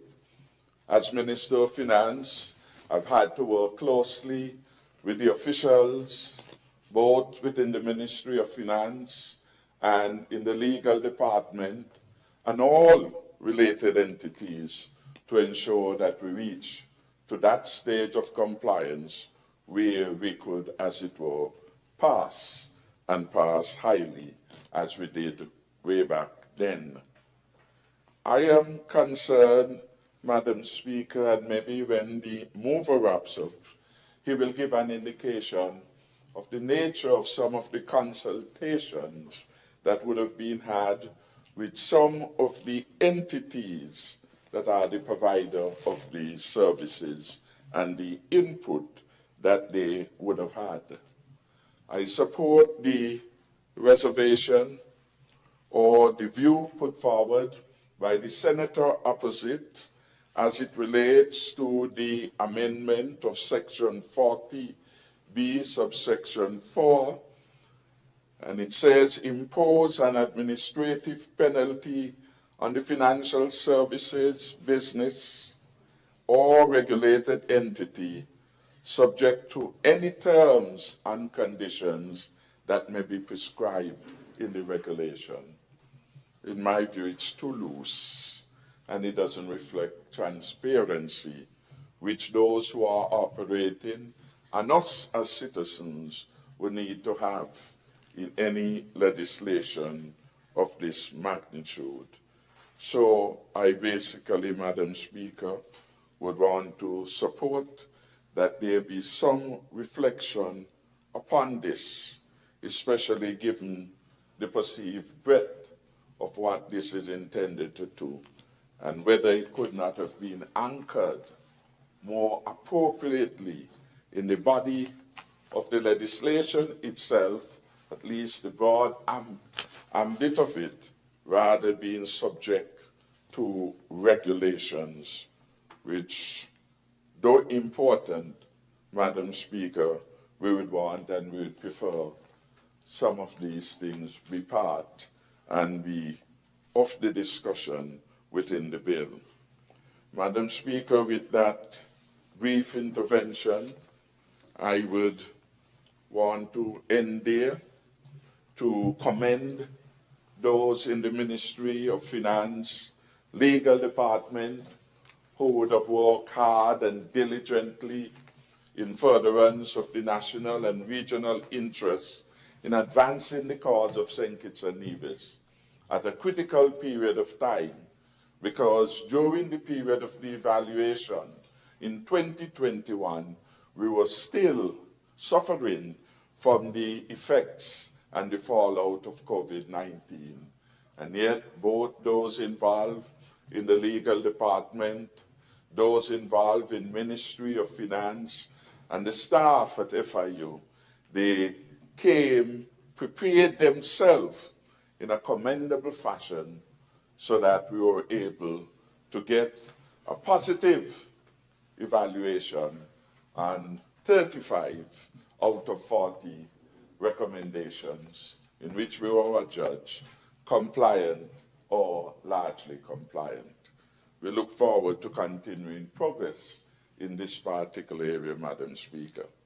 And we are happy that the work we did way back then has now been, as it were, vindicated in terms of the eventual evaluation and the next steps in which we are now embarked. Thank you, Madam Speaker.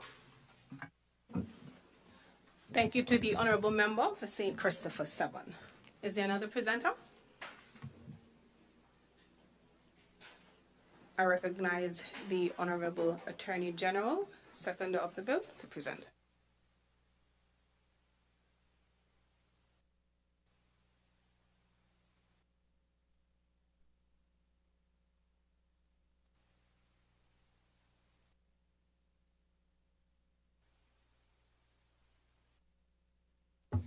May it please you, Madam Speaker, I rise to second the bill, shortly titled Financial Services Regulatory Commission Amendment Bill 2026. I'd like to start, Madam Speaker, by addressing some of the matters that were raised during the debate.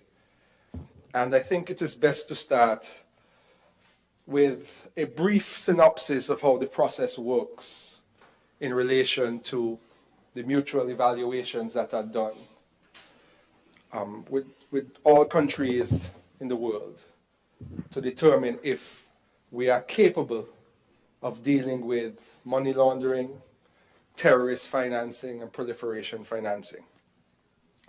It is called a mutual evaluation process, meaning other countries come together and they evaluate your laws, your regulations, your capacity, and your experience in prosecuting matters related to money laundering, counter-terrorist financing, and proliferation financing. We are part of the CFATF, the Caribbean FATF, and therefore our assessors are typically made up of persons from the Caribbean region and persons outside. We have a meeting, a plenary, twice a year, where we discuss developments in these areas. As many people would understand, criminals move very quickly, and therefore the laws and our responses to criminals must move just as quickly to prevent criminality from coming to our shores and taking advantage of our size. And I recently went to the plenary in Trinidad, And there was a country, it remained nameless, which did a report to the plenary. And that country had been blacklisted before, meaning that of the 40 recommendations, very few of them were complied with. Therefore, they were considered a very high risk for financial transactions. And that country came together, it hired experts, and it set up on a plan for its next evaluation to come out of the listing and be a good country when it comes to anti-money laundering. I'm happy that we are not in a hole that we need to come out of. However, with the successes of the past, we also have to maintain. It is very important that we not only come into the House and update our laws, but also we put our money where our mouth is, we put action where the laws are. And that is why part of the process is this coming and amending, updating laws, which we're doing today. But one of the most important parts of it is actually showing that we are prosecuting persons who are abusing our financial system. And that leads me to the question about Section 40. Now, the proposed amendment is to allow for the FSRC to impose administrative penalties when there are persons who offend the legislation. Financial services that are not capable of managing their business in a certain way as to avoid money laundering and terrorist financing. And the substantive legislation provides that penalties are to be made by the minister by regulations, and the penalties can be no more than $100,000. So in unison with this act, there will be a penalties regulations which will include all of the ministerially proposed penalties for the different offenses under the legislation. So that is, the process is we are going to amend the legislation, which we're doing today, hopefully, and then it will come into force with the regulations which will identify the various penalties so that there will be transparency for financial service businesses.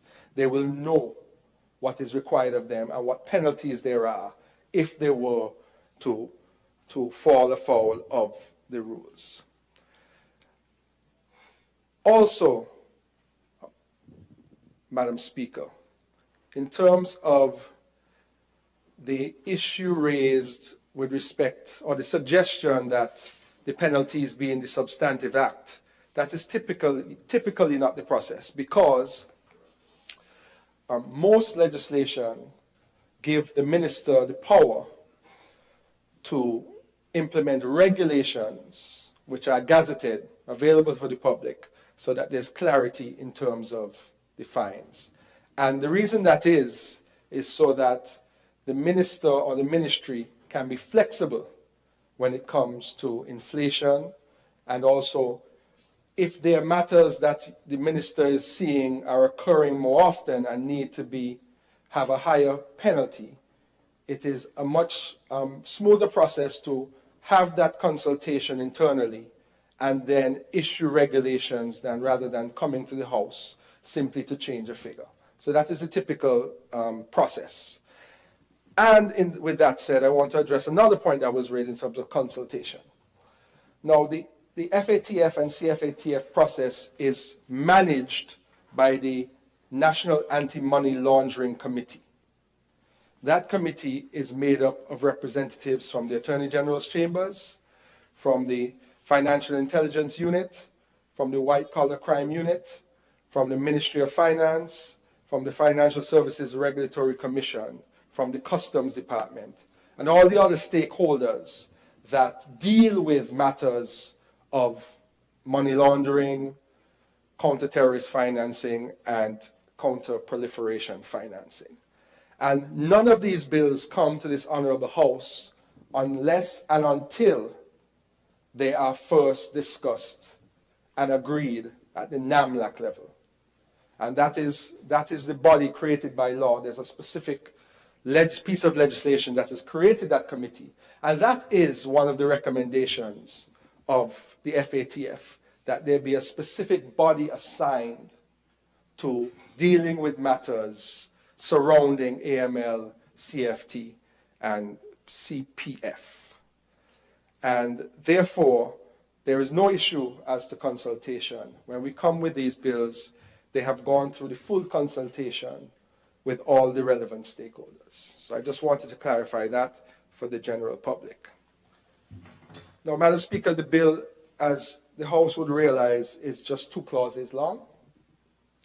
It is not long, it is not complex, but it is important. And the FSRC Act is one of the central statutes through which the state supervises regulated financial services activities. So, for example, the FSRC is responsible for regulating the credit unions. Banks are regulated by the Eastern Caribbean Central Bank, but the credit unions are financial services bodies that are regulated by the FSRC. They also regulate gaming, pursuant to the Gaming Act, so lotto and other lotteries and so forth.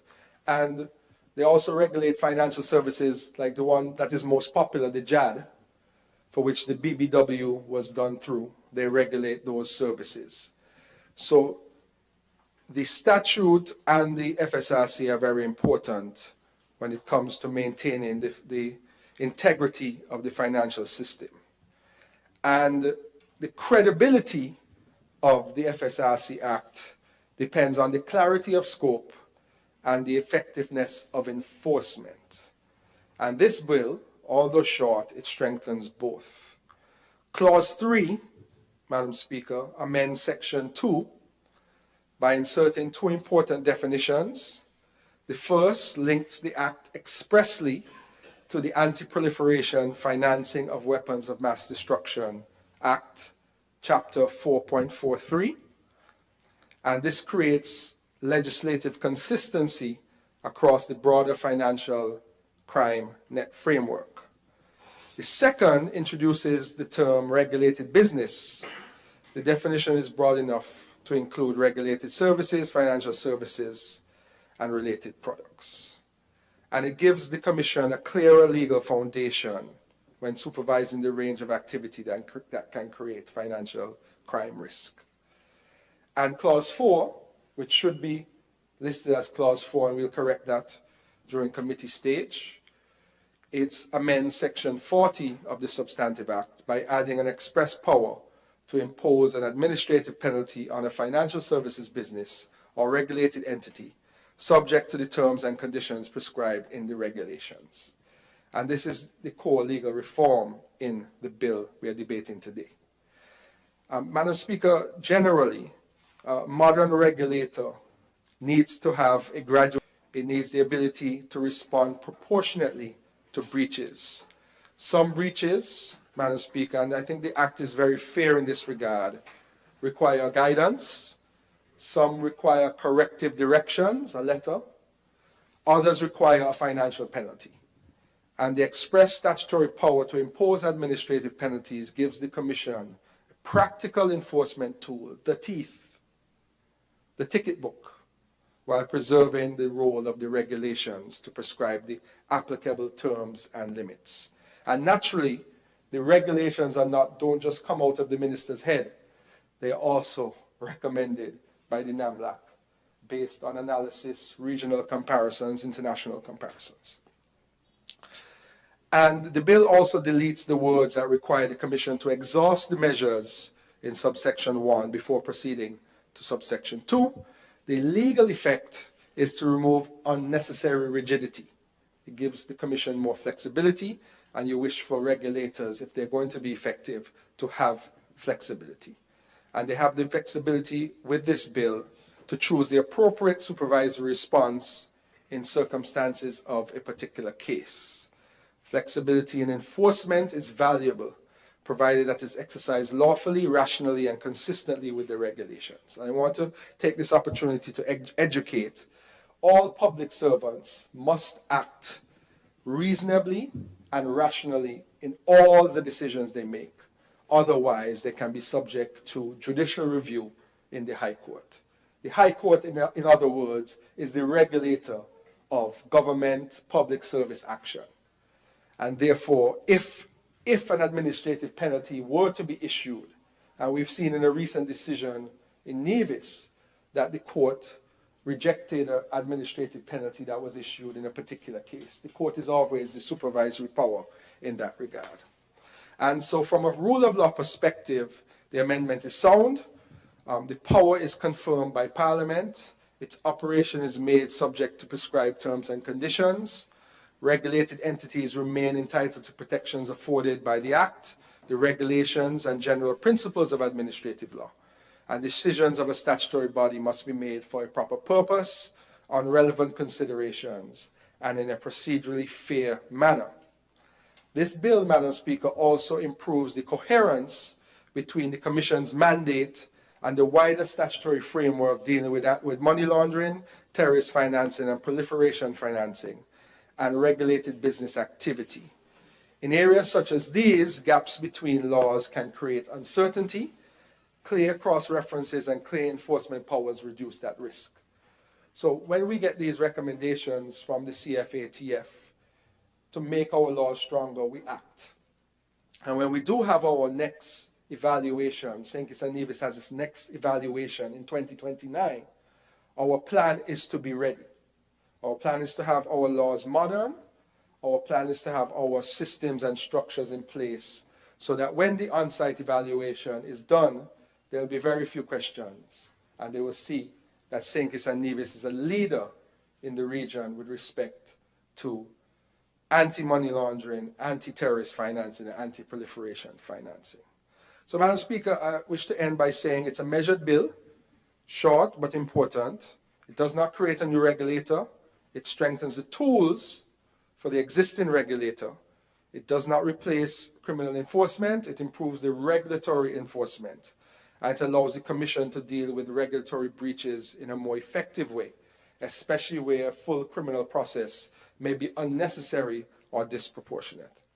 And the legal policy is straightforward, it's reasonable, supervision must be credible, and the compliance must have consequences.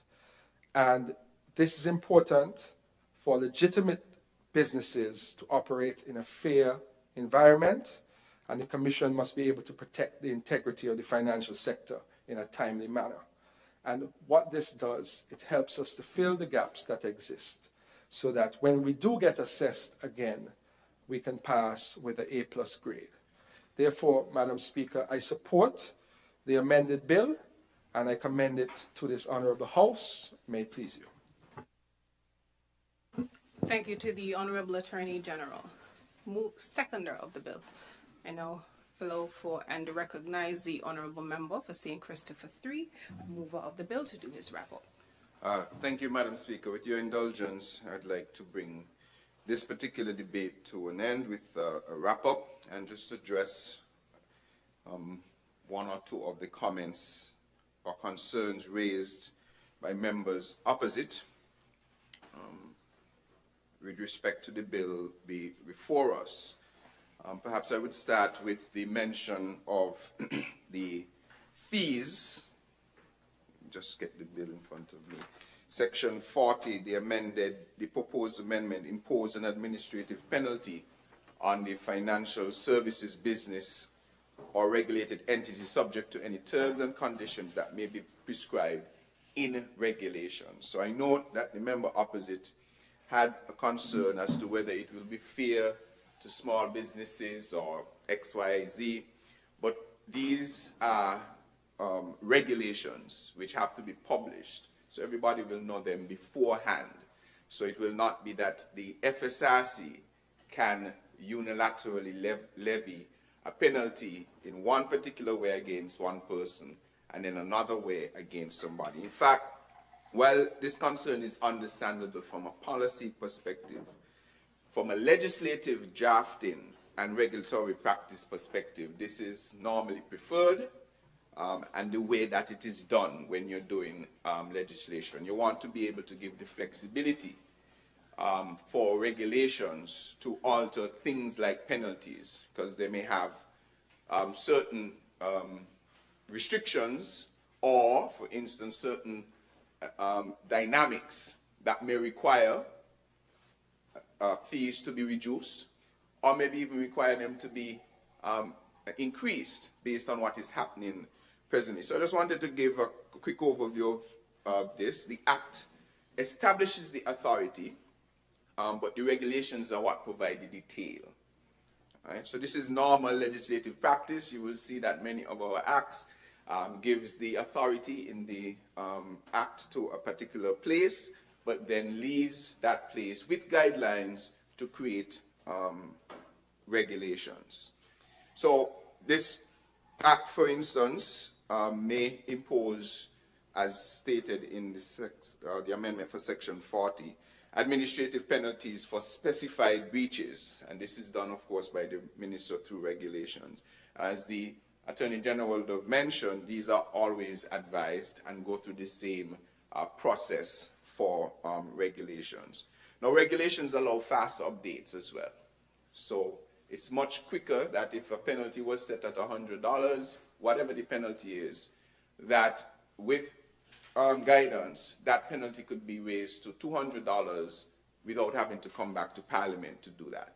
So it's an operational efficiency that parliamentary processes allow generally all the time. And this is consistent with best practice, international best practice. This is how it is done in modern financial regulatory frameworks. They provide the broad powers in the Act while placing detailed sanctioning frameworks in subsidiary legislation or, for instance, in regulations. Right? And obviously the Parliament still has oversight, will always have the necessary oversight. So I just wanted to address that particular issue, that this is the way in which you approach a situation like this. You establish the authority and you give that authority the flexibility to, through regulations, set penalties, set how things are carried out. The other issue that was raised, I think, had to do with, which I'll just touch on briefly. Sometimes there are bills that are generally uncontroversial. This is one that is uncontroversial. And sometimes it's not necessary to say things like you're bearing the fruit of what was done before, as if you were preparing something. These are ongoing things that we do all the time. And the report that was done as mentioned in the on-site evaluation was the 15th to the 26th of March 2021. But it was not adopted by the CTAF plenary until November of 2021. The public release didn't happen until the 4th February 2022. And the first assessment thereafter, the follow-up report, was in 2023 when the first set of work was being done. So this is ongoing, and it is not necessary to say, well, we did all of this thing and now you're bearing fruit. This is part of governance that every administration would have to face, and these things should be uncontroversial. We should all do them to ensure that we protect the standing of the country that we love and we serve so much. So I just wanted to say that it's not necessary to try and take any credit for this, as this is an ongoing thing, ongoing actions that all of us have to take as we lead our country. So, Madam Speaker, with those few responses, I want to thank the honorable members of this House who have contributed to this debate. I think the discussion has reinforced a simple but important truth, that protecting the integrity of our financial system is not merely a regulatory exercise, it is a national responsibility. Right? The amendments before this Honorable House, Madam Speaker, strengthen the ability of the Financial Services Regulatory Commission to act effectively, to act proportionately, and also to act in a timely manner when breaches occur, while supporting the wider national effort to combat the money laundering. Oh, sorry, I forgot to mention the other report was 2025. So the first report was 2023, second follow-up report was 2025, and now 2026, we're carrying it into legislation. I forgot to mention that part.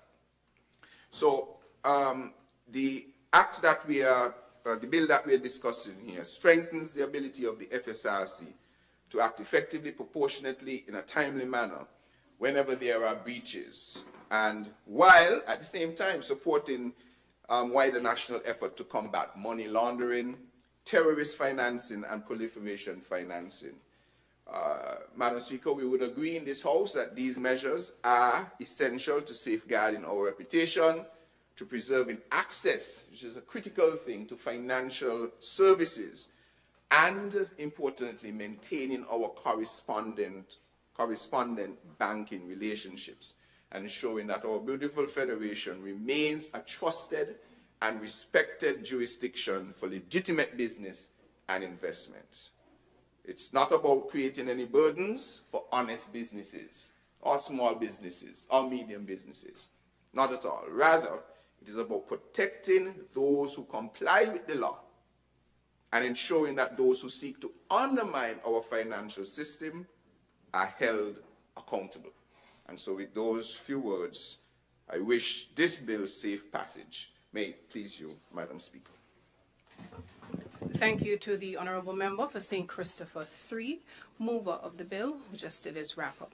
Therefore, the question is that the bill shortly entitled Financial Services Regulatory Commission Amendment Bill 2026 be read a second time.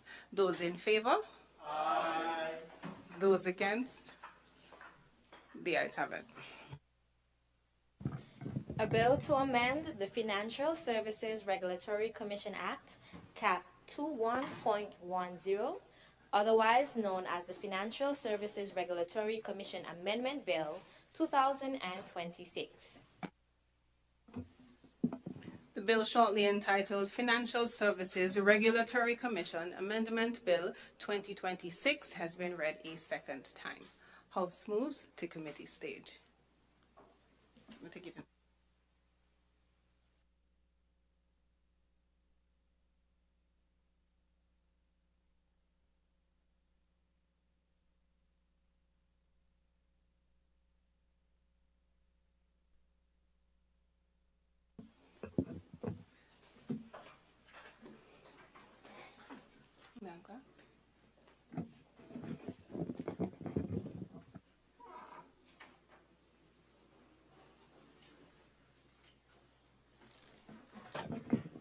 Clauses 1, 2, and 3.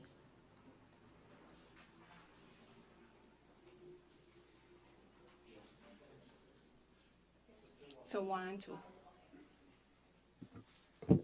Clauses 1 and 2. The question is that clauses 1 and 2 stand part of the bill. Those in favour? Aye. Those against? The ayes have it.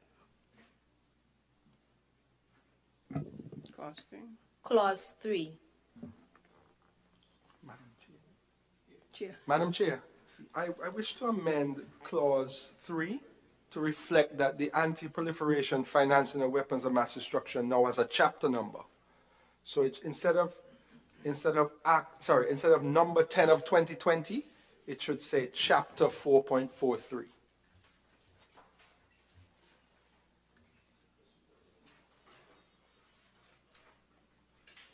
So it was passed in 2020, but we have done a revision of the laws since then. So it now has a chapter number, which is 4.43.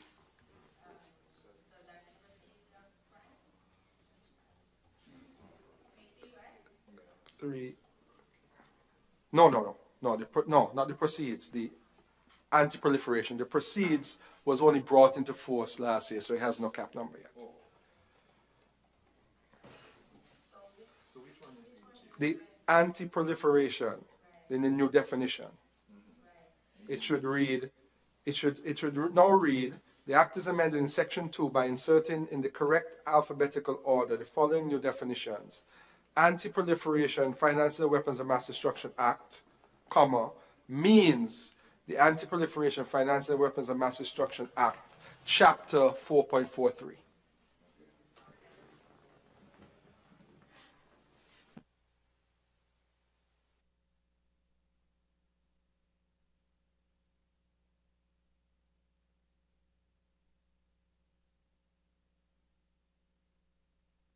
Clause 4. Oh, sorry. Didn't put the question, that's okay. The question is that clause 3, as amended, stand part of the bill. Those in favor? Aye. Those against? The ayes have it. Clause 4. Yes, Madam Chair, Clause 4 should be renumbered. It is Clause 4, but it's numbered on the draft circulated as 3. I was pointed out by the member opposite, so it should be 4. The question is that clause 4, as properly numbered and amended, stand part of the bill. Those in favor? Aye. Those against? The ayes have it. The enacting clause. The question is that the enacting clause stands part of the bill. Those in favor? Aye. Those against? The ayes have it. The title. The question is that the title stands part of the bill. Those in favor? Aye. Those against? The ayes have it. House resumes.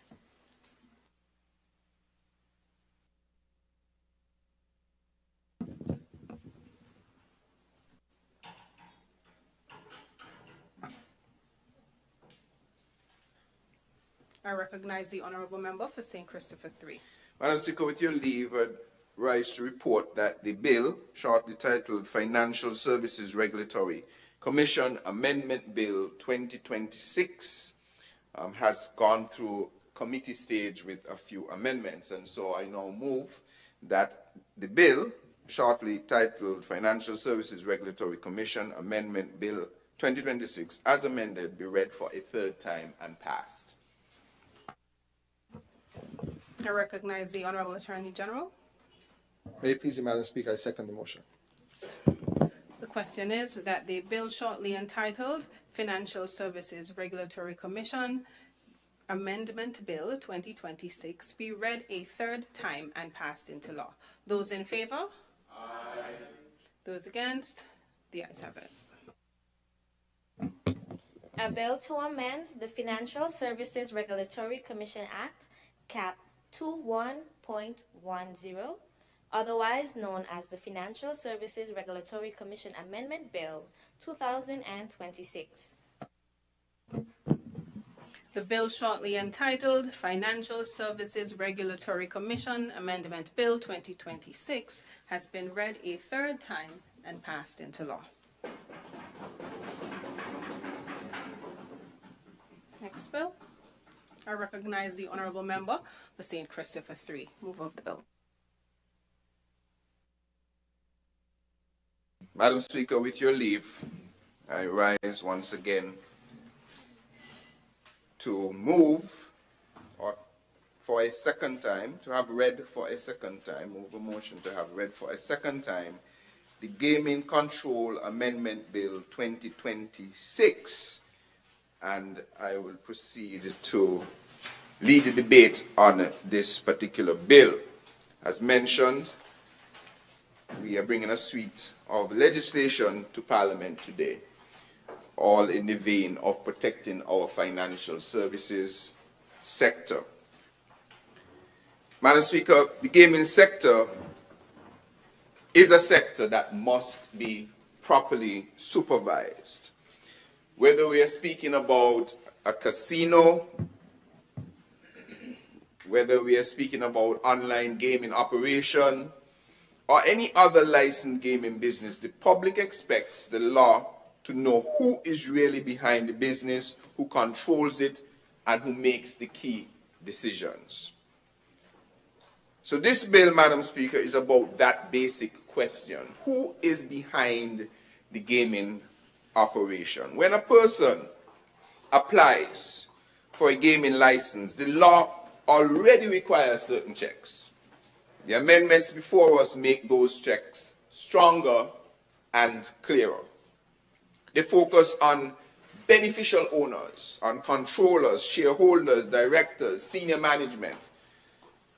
So in simple terms, they help the regulator to look past the name on the door and identify the real people who are, or who own, or who control, or who really influence the business. So, Madam Speaker, the bill begins by inserting a definition of beneficial owner.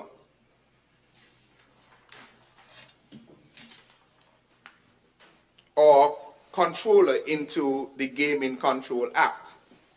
A beneficial owner or controller, of course, is a natural person, a real person who ultimately owns or controls a customer or another person who, on whose behalf, for instance, a transaction is conducted, or who exercises ultimate effective control over the management of a legal person or other entity. So who is behind it? Because so far, it's not AI who is behind it. It is somebody who is controlling what is happening. And the law needs to know who that person is. So the definition also captures direct and indirect ownership or control. This is important, Madam Speaker, because real control can truly be hidden through layers of companies, nominees, or other arrangements. But the law needs to know who is behind the control of this sector or a particular company.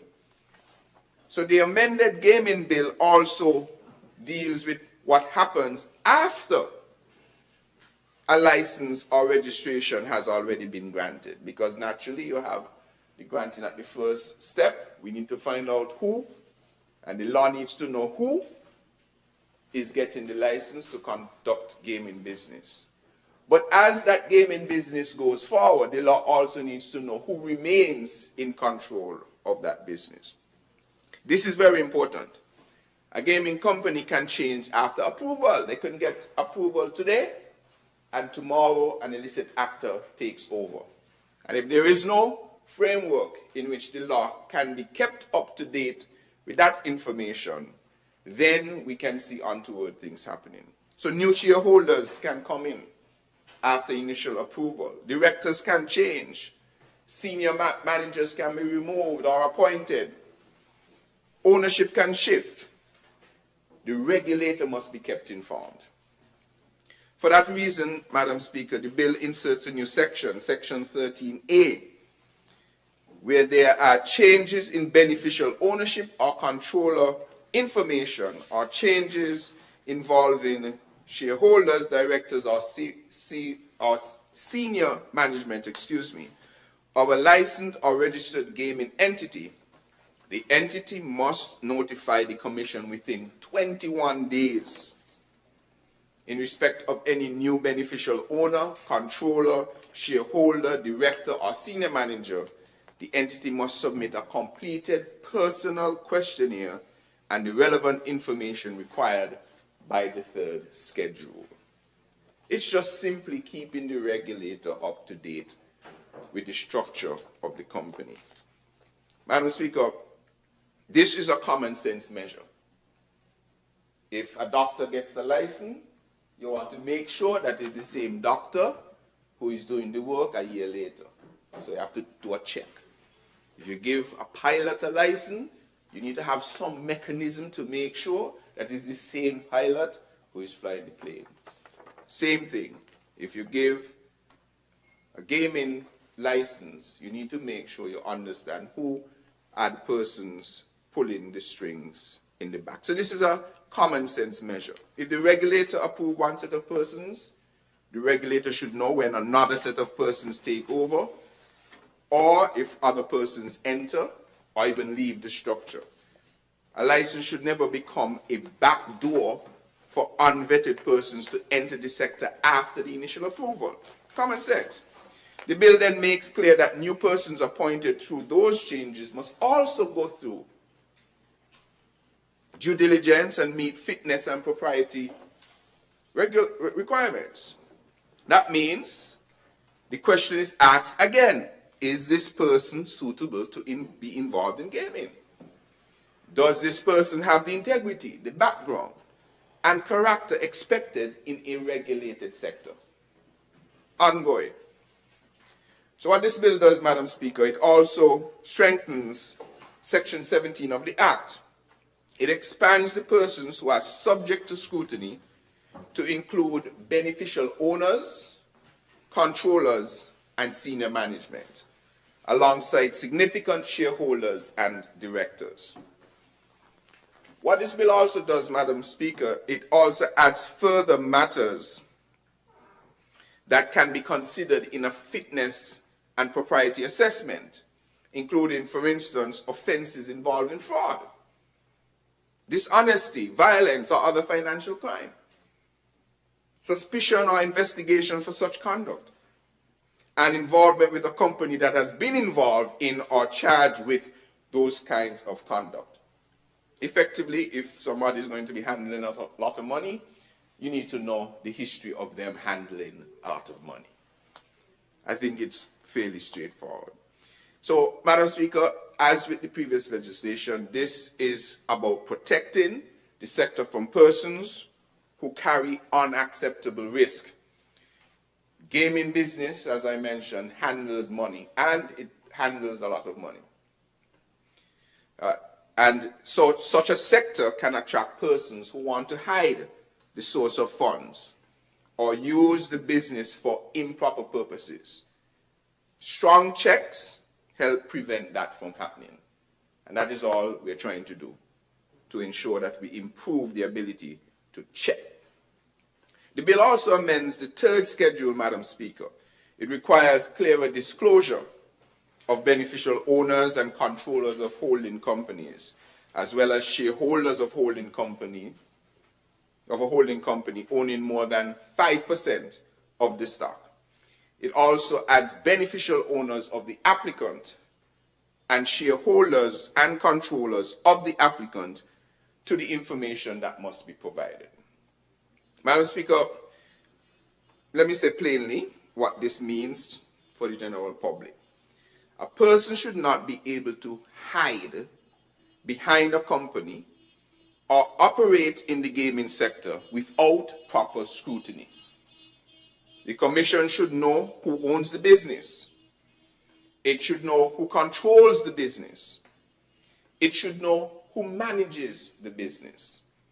When those persons change, the Commission ought to be told promptly.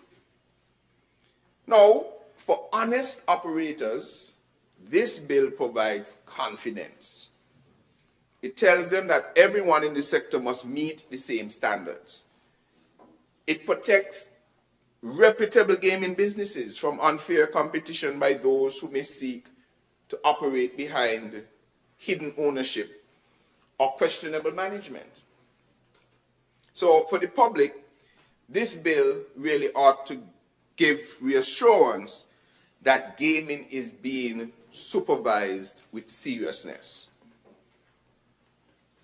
It reduces the risk that the sector can be used for fraud, for dishonesty, financial crime, or other abuse. Madam Speaker, it supports a safer and more transparent business environment. So, we do not have to tarry too long on this bit of legislation because it is fairly straightforward and I think largely understandable why we have to take these measures. As this bill is really focused and it is practical. So it identifies the real persons behind gaming business. It's the bottom line. It requires updates when those persons change. It strengthens the due diligence of those persons. And it also improves fit and proper checks. It enhances transparency in a sector where transparency is absolutely essential. So for those reasons, Madam Speaker, I won't go on too long.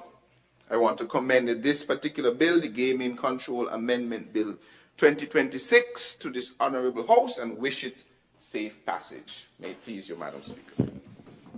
Thank you to the Honourable Member for St. Christopher III, mover of the bill. I recognize the Honourable Attorney General. May it please you, Madam Speaker, I wish to second the motion and reserve my right to speak until the end of the debate so I can clear up any matters that may arise. Very well. Is there another presenter? To wrap up. Very well.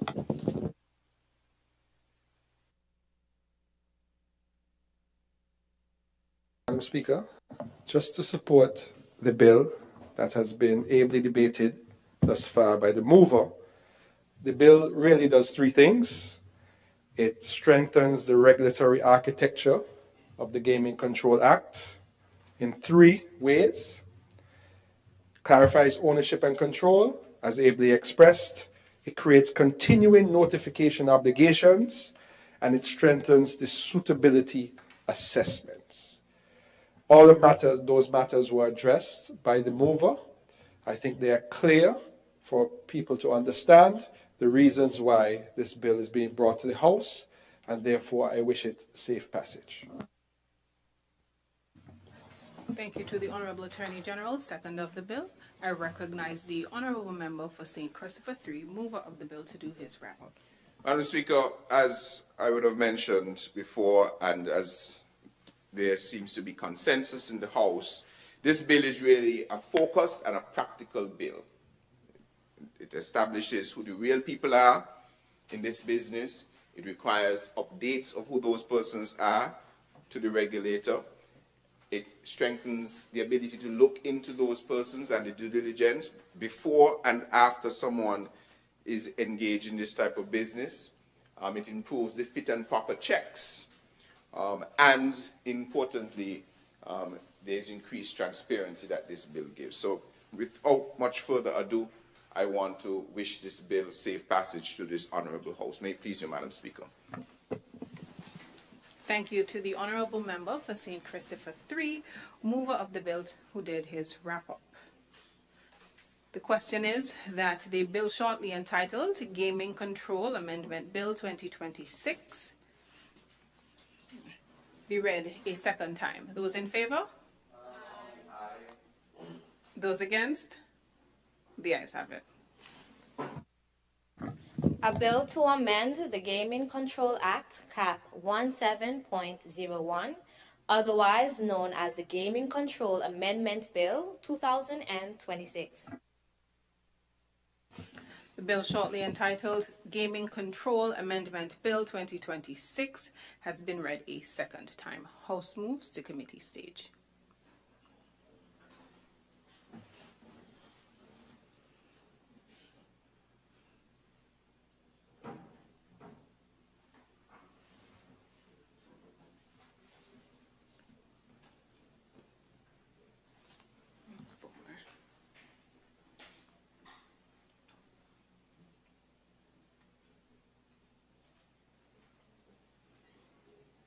Four has a change.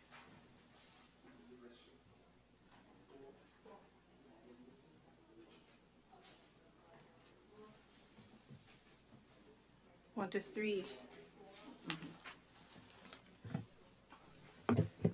Clauses 1, 2, and 3.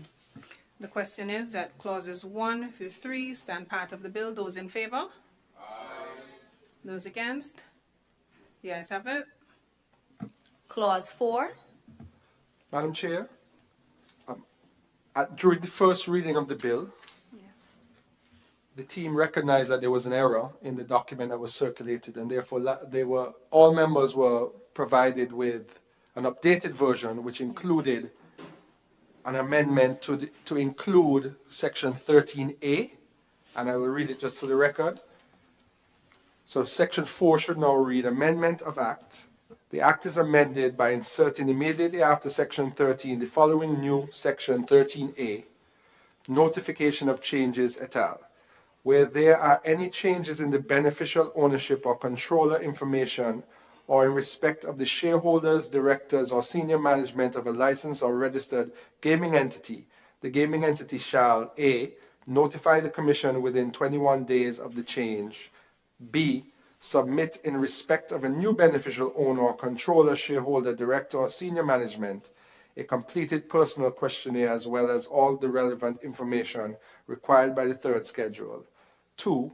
Any new persons appointed pursuant to the changes referred to in subsection 1 shall also be subject to A, the due diligence provisions set out in section 17, and B, the fitness and propriety requirements set out in the third schedule.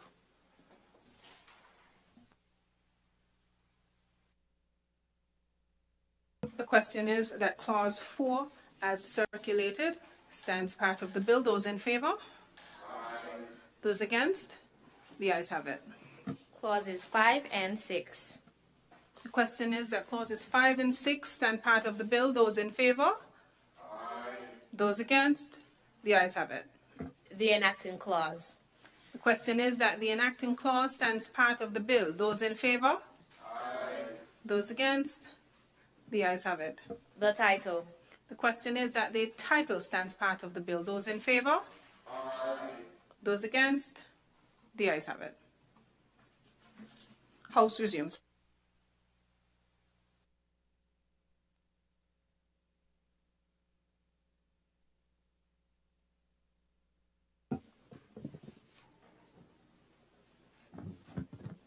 I recognize the Honourable Member for St. Christopher 3.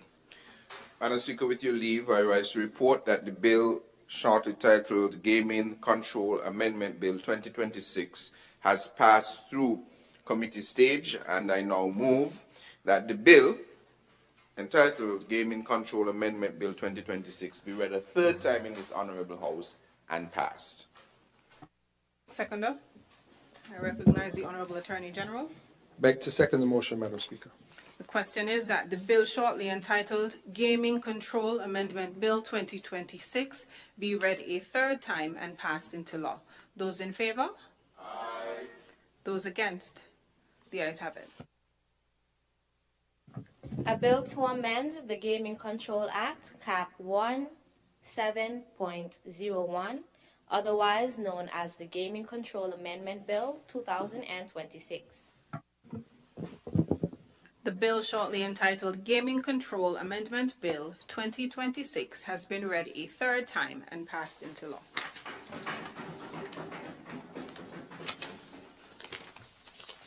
Next bill. I recognize the Honourable Member for St. Christopher 3. Madam Speaker, with your leave, I rise once again. As mentioned before, we pursue this suite of legislation to strengthen our financial sector.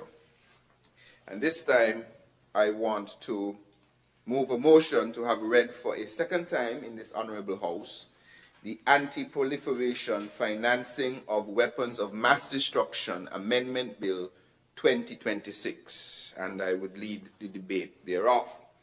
Madam Speaker, the bill deals with a serious subject: preventing money and financial services from being used to support weapons of mass destruction.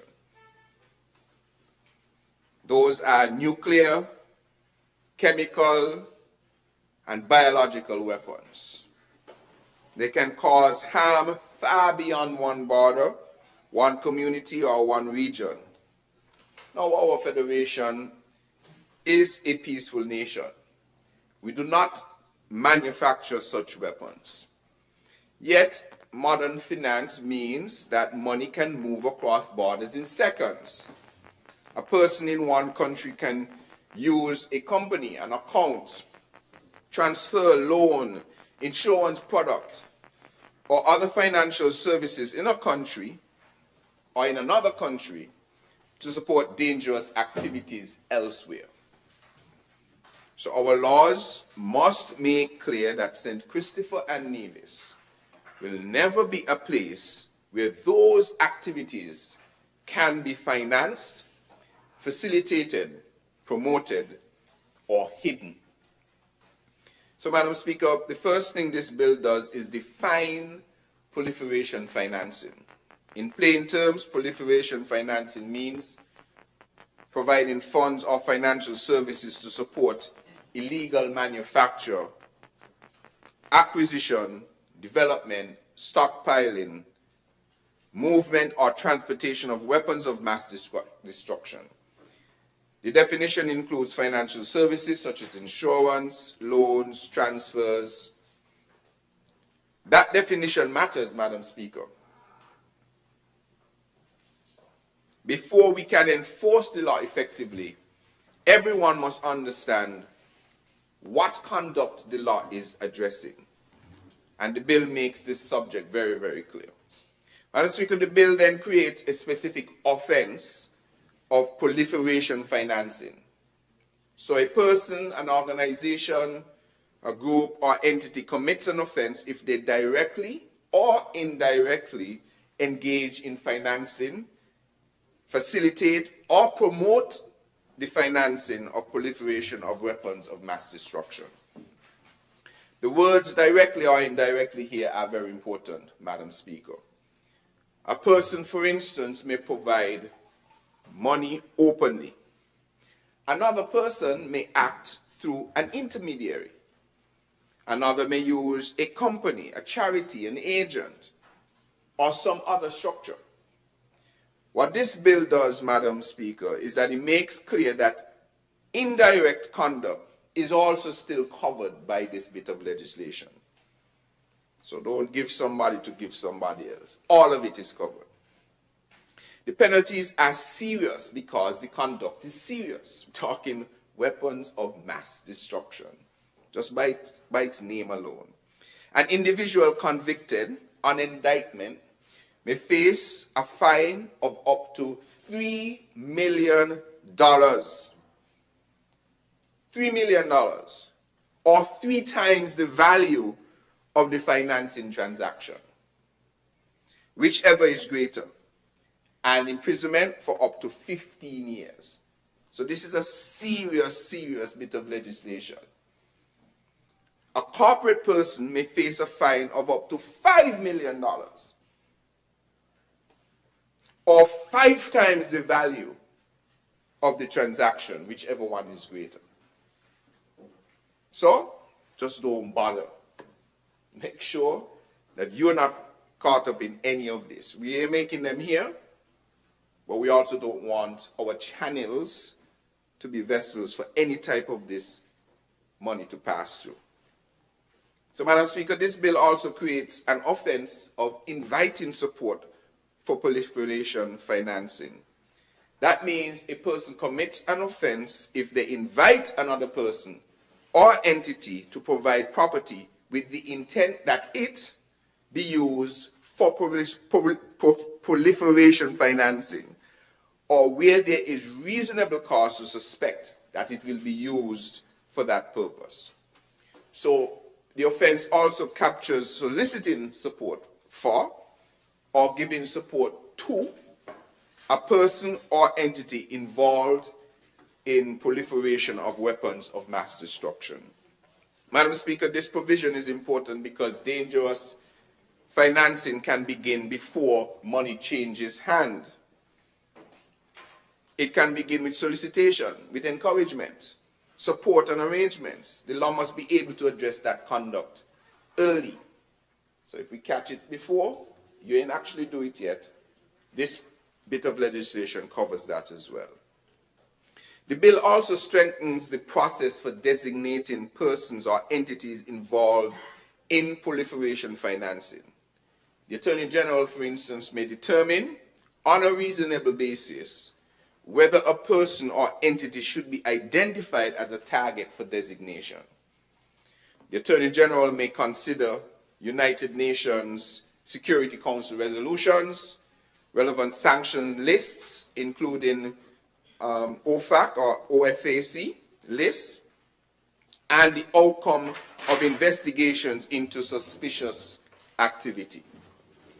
Where the Attorney General is satisfied on reasonable grounds, the matter is forwarded to the Minister with a recommendation that an order be made designating that person or entity.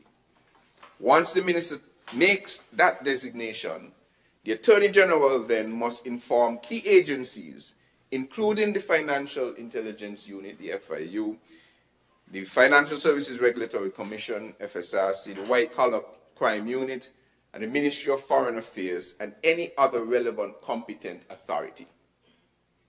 Those authorities then inform regulated entities.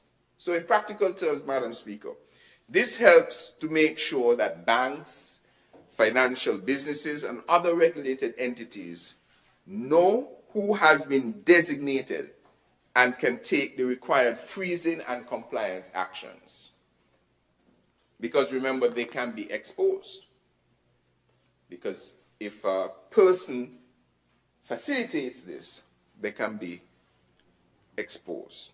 The Ministry of Foreign Affairs also has a role, Madam Speaker.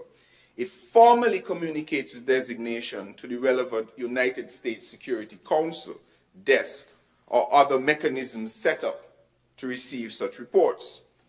What this does is that it connects our domestic system with the international system for sanctions and for security cooperation. Madam Speaker, the final part of the bill deals with frozen accounts. Sometimes an account is frozen, for instance, under sanctions, and interest, earnings, or payments under an earlier contract may become due. What this bill seeks to do is to provide the rules for how those funds are to be treated. In general, Madam Speaker, interest and other earnings may be added to the frozen account and also be treated as frozen.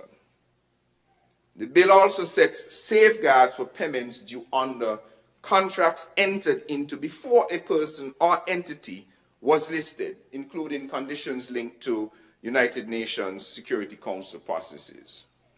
So, Madam Speaker, the purpose of this bill, entitled Anti-Proliferation, Financing of Weapons of Mass Destruction Amendment Bill, the purpose of this bill protects the integrity of our financial system, as we did earlier in this Parliament for other bits of legislation. Importantly, it protects our international reputation. Most importantly, of course, it confirms that our federation will play its part in preventing funds and financial services from supporting weapons that threaten humanity. So, for these reasons, I want to wish this bill safely through this Honourable House. And for now, may it please you, Madam Speaker. Thank you to the Honourable Member for St. Christopher III, mover of the bill. Is there a seconder?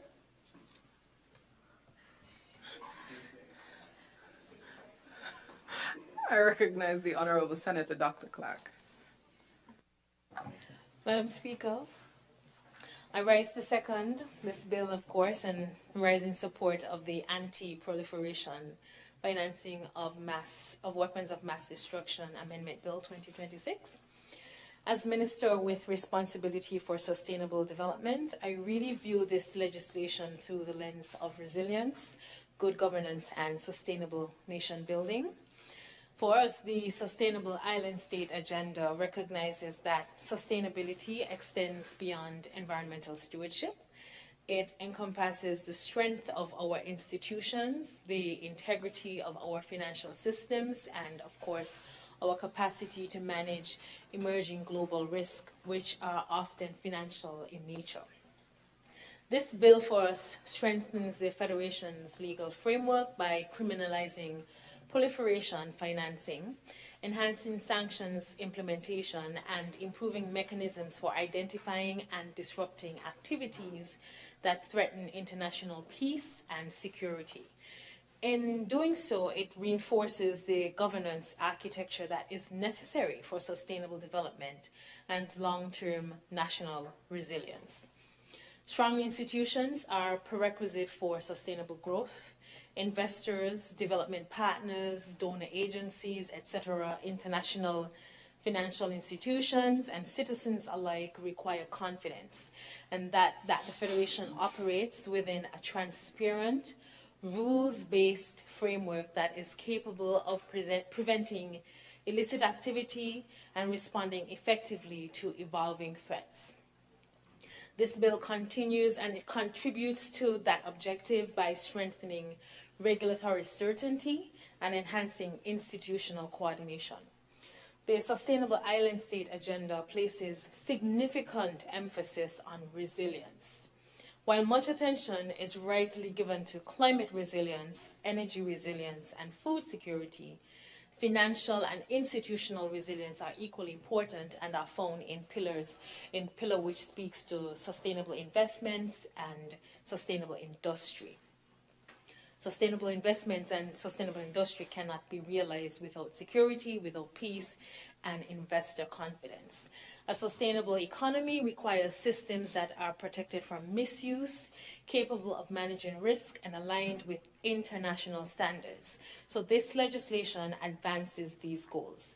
Madam Speaker, the bill also has significance beyond our borders. St. Kitts and Nevis, yes, we are a sovereign state, but it is also a member of the international community governed by rules, treaties, conventions, and common obligations. The modern international system, anchored in the Charter of the United Nations and reinforced through international treaties and Security Council resolutions, depends upon states giving effect to those obligations through domestic law. That's what we're doing here today. By strengthening our legislative framework against proliferation financing, we demonstrate that St. Kitts and Nevis is a responsible nation and that we honor our international commitments, support international rules-based order, and we play a part in advancing global goals for peace and security. For small states in particular, credibility is also critical. Our voice in international affairs is strengthened when our domestic laws reflect international best practices and when we can demonstrate effective implementation of the obligations we have undertaken. The legislation therefore enhances our national security, resilience, and our standing and reputation within the international community, which is so critical. The bill also aligns with Sustainable Development Goal 16, which calls for effective institutions, the rule of law, and measures to combat illicit financial flows. By strengthening the Federation's ability to prevent and disrupt proliferation financing, the bill supports a safer and more secure environment within which sustainable development can occur. Ultimately, the legislation is about protecting the integrity of institutions, safeguarding the reputation of St. Kitts and Nevis, reinforcing respect for international law, and strengthening the foundations upon which the Sustainable Island State Agenda is built. It's therefore a prudent and necessary measure that deserves the support of this Honourable House, and I'm happy that I had the opportunity to lend my support to this bill. May it please you, Madam Speaker.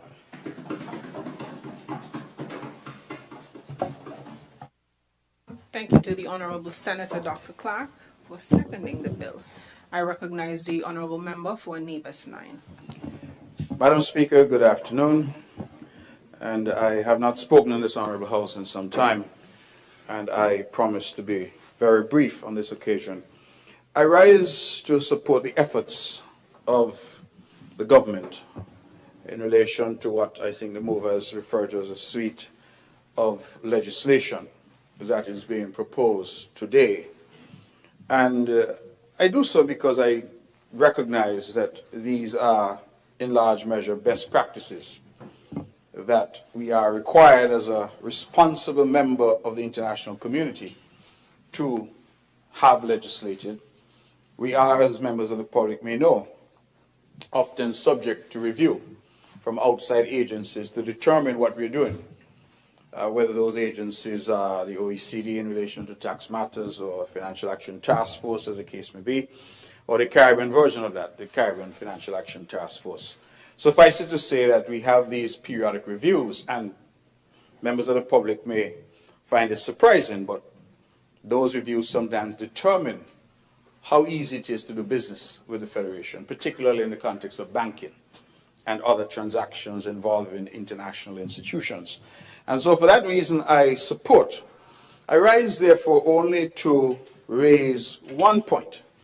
And I'm hopeful that somebody on the government side, perhaps when the mover seeks to wrap up the debate, that they could give some indication to this Honorable House. Because we come time and time again with this type of legislation. We tinker, we fix, we try our very best to stay abreast and to comply with what the international norms might be. And we recognize that those international norms keep changing, as indeed those bent on criminality continue to become more sophisticated. So too, parliaments, not just here but around the world, have to respond. But what I have myself not heard very much, and that is why I rise, is what is the result of these legislative initiatives? Can, for example, some indication be given to this Honorable House of how many people have we charged or prosecuted in St. Kitts and Nevis for money laundering or for engaging in the financing of terrorism? And the reason I ask is not just to be academic.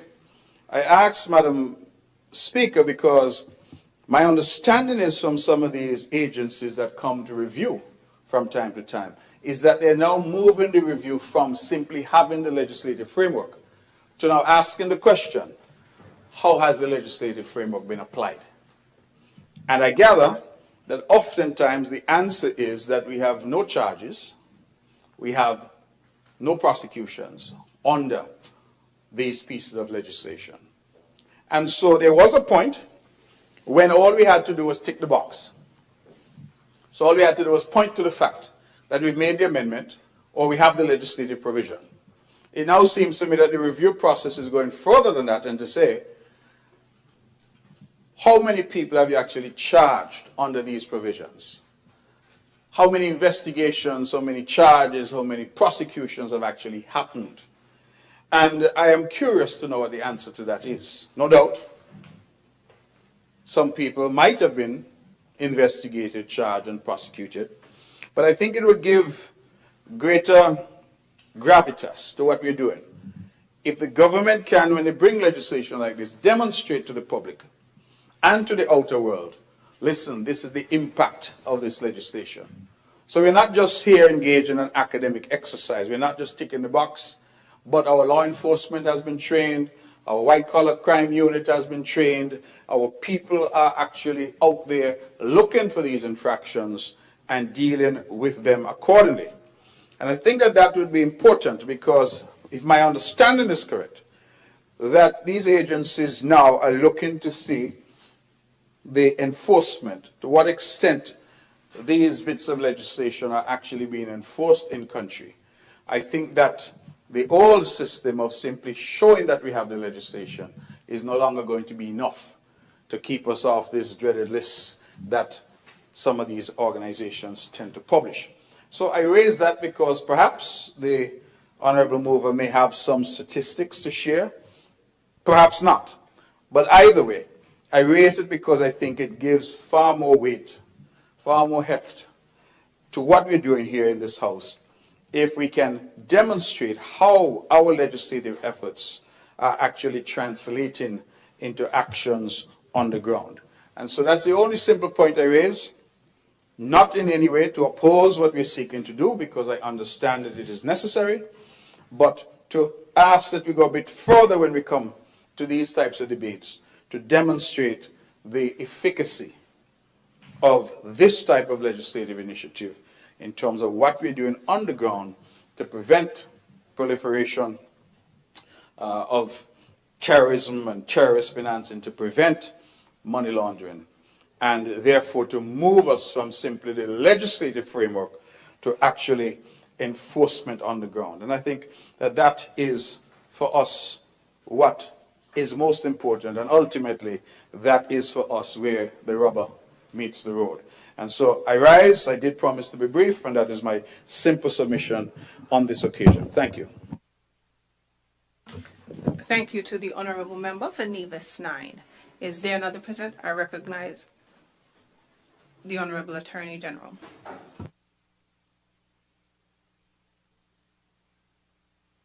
Grateful for the recognition, Madam Speaker.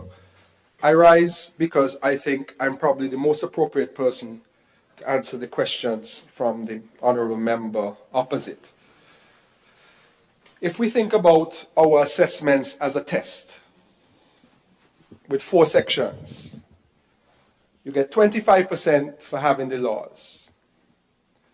You have 25% for having the capacity to deal with infringements of the laws. You have 25% for coordination between different arms of the government. So 25% for having the laws, 25% for having the training and capacity, and 25% for collaborating across divisions of government, and 25% for actually enforcing the law.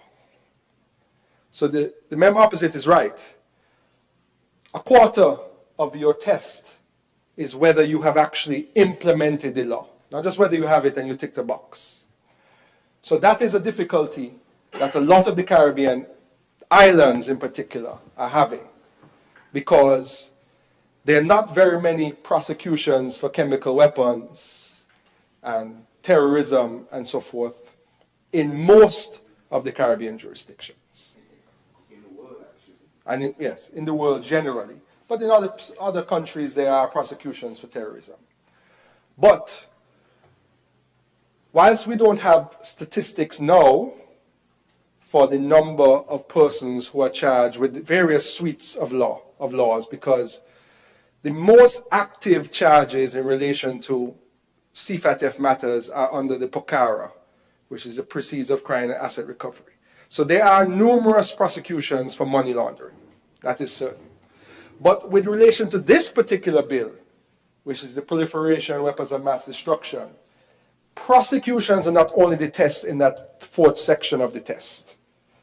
One of the mechanisms within the law is whether, when we receive information about persons who are sanctioned in other jurisdictions, whether we take action on our end to then enforce the notification requirements under this law. So, for example, this bill establishes a communication chain. So once the minister designates a person or entity, the Attorney General is supposed to inform the Financial Intelligence Unit, Financial Services Regulatory Commission, White Collar Crime Unit, Ministry of Foreign Affairs, and any other relevant competent authority, for example, NAMLAC. And then the competent authorities inform regulated entities which must act under the sections 4 and 4A. So in other words, if we receive notification, the minister receives notification that there is a sanctioned entity, and surprisingly you might think we get emails almost every week. We are supposed to then forward them to the relevant entities so they are aware and they know the names, and then forward it to the regulated entities so that any transactions that involve those persons can then be paused or they have a notification of them. So part of that 25% when we get our assessment done again in 2029 will be when you got this sanction list from the UN or from another country, did you take the steps that were required, the mandatory steps required under the legislation to bring these names to the regulated entities? So that's how we get graded for the test. So it's not necessarily just prosecutions. It is also acting in accordance with the mandatory sections of the legislation. So I just wanted to explain that. But it is true. It is no longer ticking a box just because you have the law, but it's also enforcing the law that you have. And I can tell you, without statistics, that we regularly refer and take these matters up the chain because I'm copied on these matters, because my office is part of the chain. So when the day comes for the final test, and we have the on-site evaluation, I think we're going to pass, because we have been doing the right things. Also, we have been engaging in training.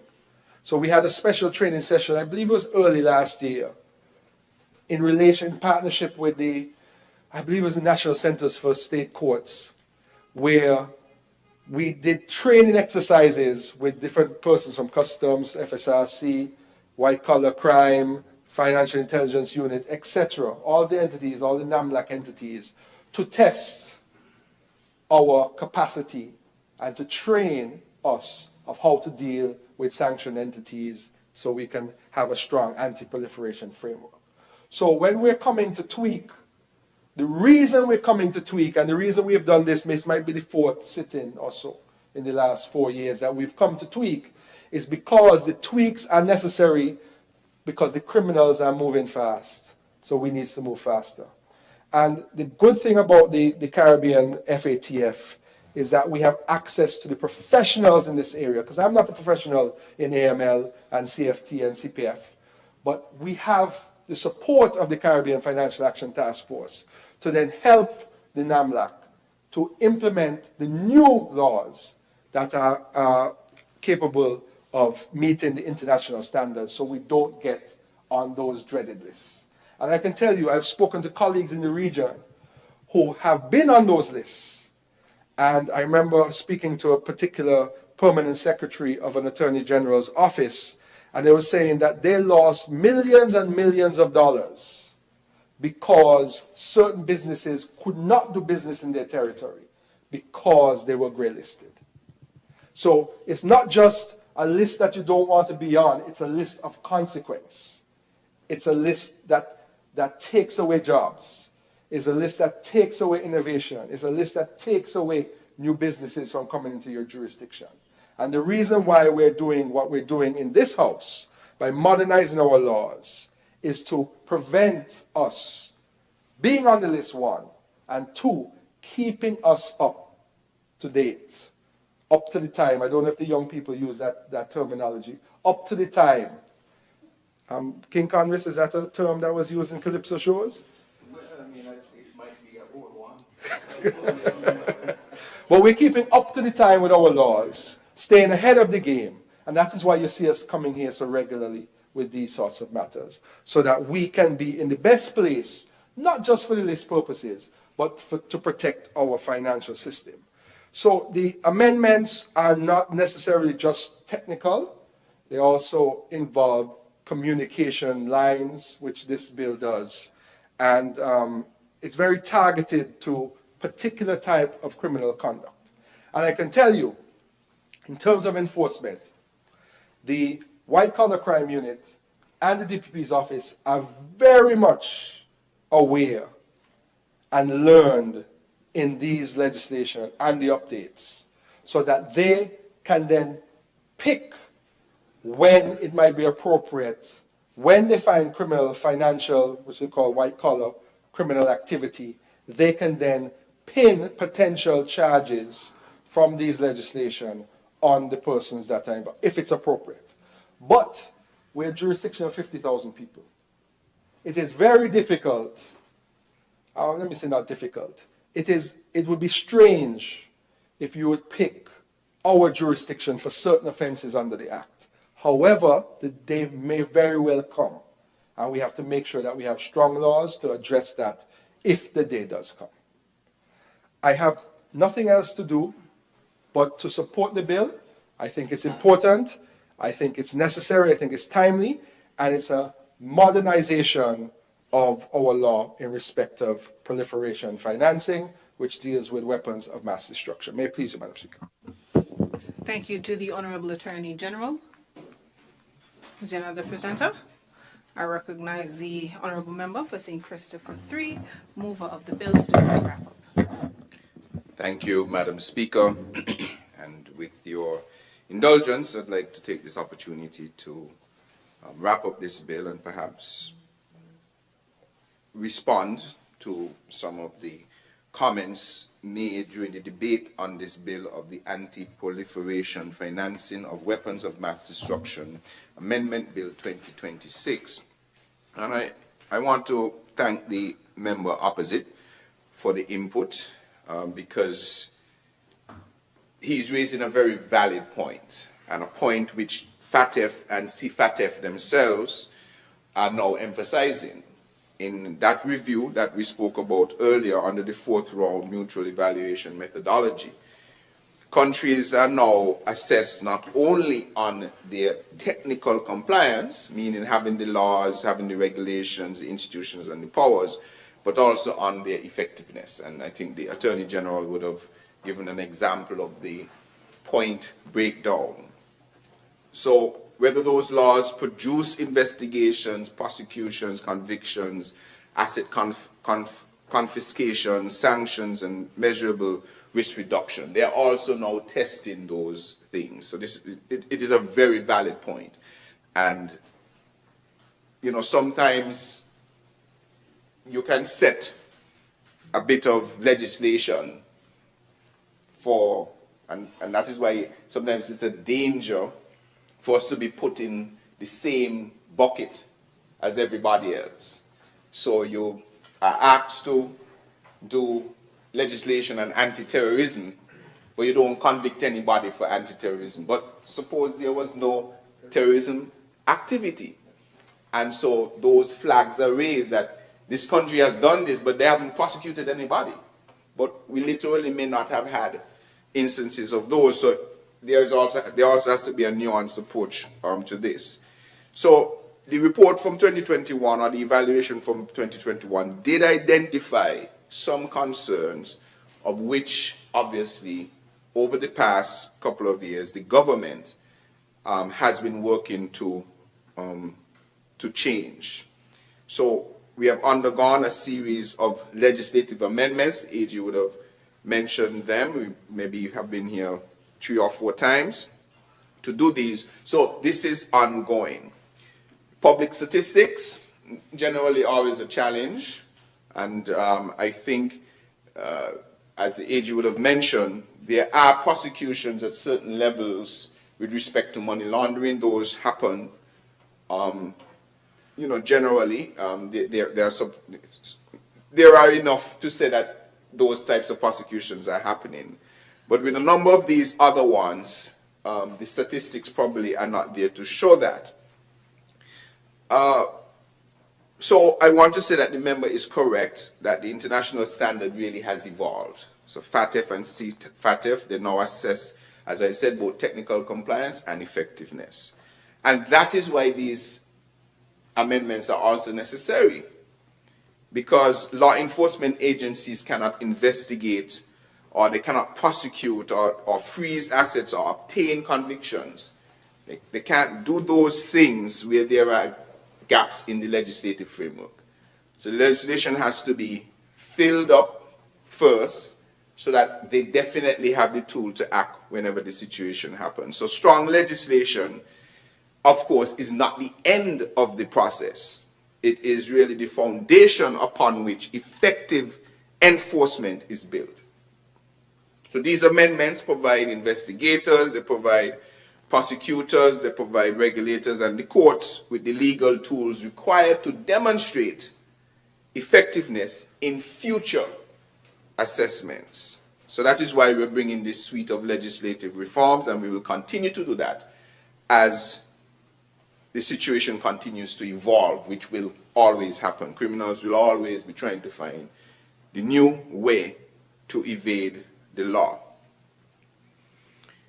Now, for this particular bit of legislation, I note the point from the member dealing with the anti-proliferation bill is a difficult one to measure, because in general, globally, as I would have mentioned, in this particular field, even globally, the amount of prosecutions is still very low. And you would expect that for some place like our country. However, we must ensure that we have put in place the framework for if there is any attempt by persons to utilize our financial sector to channel through illicit funds for the proliferation of weapons of mass destruction, we have already put the mechanism in place to handle it. So we don't want to wait for the terrorist attack, for anti-terrorism legislation. We also don't want to wait for someone to do a transaction for the use of intending for proliferation of mass destruction. We don't want that to happen first before we address the framework. So we're addressing the framework now. The purpose of this law and these laws is really preventative as much as it is punitive. So, Madam Speaker, I want to therefore thank the honourable members who contributed to this debate. This bill in particular is not about events that we know are taking place on our shores today, but it is about ensuring that St. Kitts and Nevis remains protected against the risk that may arise in an increasingly interconnected world. The reality is that illicit actors, they do not respect borders. They do not say, I'm not going to go there because it has nice sandy beaches, the people are nice and the food is great. They don't do that. They don't respect borders. And modern financial systems in those beautiful places can be exploited if they're not properly protected across jurisdictions if we don't put in the safeguards, strong legal safeguards. So throughout this debate, members would have heard that the amendments before us accomplish three important objectives. First, they clearly define what proliferation is, what proliferation financing is, so that there is no uncertainty about the conduct prohibited by law. Secondly, they create strong offenses and penalties to deter any person or entity from financing, facilitating, promoting, or soliciting support for the proliferation of weapons of mass destruction. And thirdly, they strengthen our framework for designating sanctioned persons and also managing frozen assets in accordance with international standards. Madam Speaker, these amendments obviously are not being made in isolation. They form part of the wider program of our legislative reform being undertaken by this administration to strengthen our anti-money laundering, counter-terrorist financing, and anti-proliferation financing regime. They also respond to recommendations arising from international assessments, and they really, Madam Speaker, demonstrate our commitment as a country to meeting the standards expected of responsible members of the international community. So the message from this Parliament must be clear, and I think that we can say this, that St. Kitts and Nevis will not be used as a conduit, as a shelter, or as a facilitator for activities that threaten international peace and security. We will continue to protect the integrity of our financial system. We will safeguard our reputation, and we will ensure that our laws remain fit for purpose in a rapidly changing global environment. So, Madam Speaker, I therefore wish, after the contributions and after having this chance to wrap up, to commend this bill, the Anti-Proliferation Financing of Weapons of Mass Destruction Amendment Bill 2026, wish to commend it to this Honourable House and respectfully ask all members here to support its passage so that it may travel safely to the desk of the Governor General. May it please you, Madam Speaker. Thank you to the Honourable Member for St. Christopher III, mover of the bill, who just did his wrap-up. Therefore, the question is that the bill shortly entitled,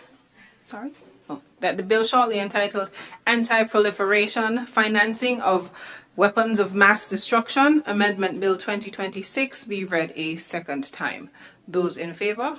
Aye. Those against? The ayes have it. A bill to amend the Anti-Proliferation Financing of Weapons of Mass Destruction Act, Cap 4.43, otherwise known as the Anti-Proliferation Financing of Weapons of Mass Destruction Amendment Bill 2026.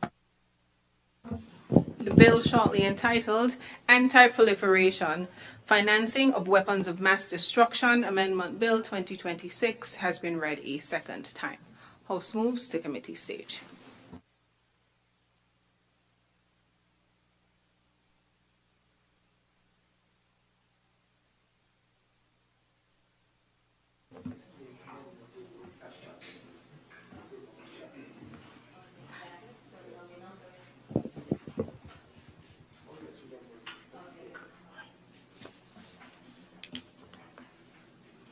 to 3. 1, 2.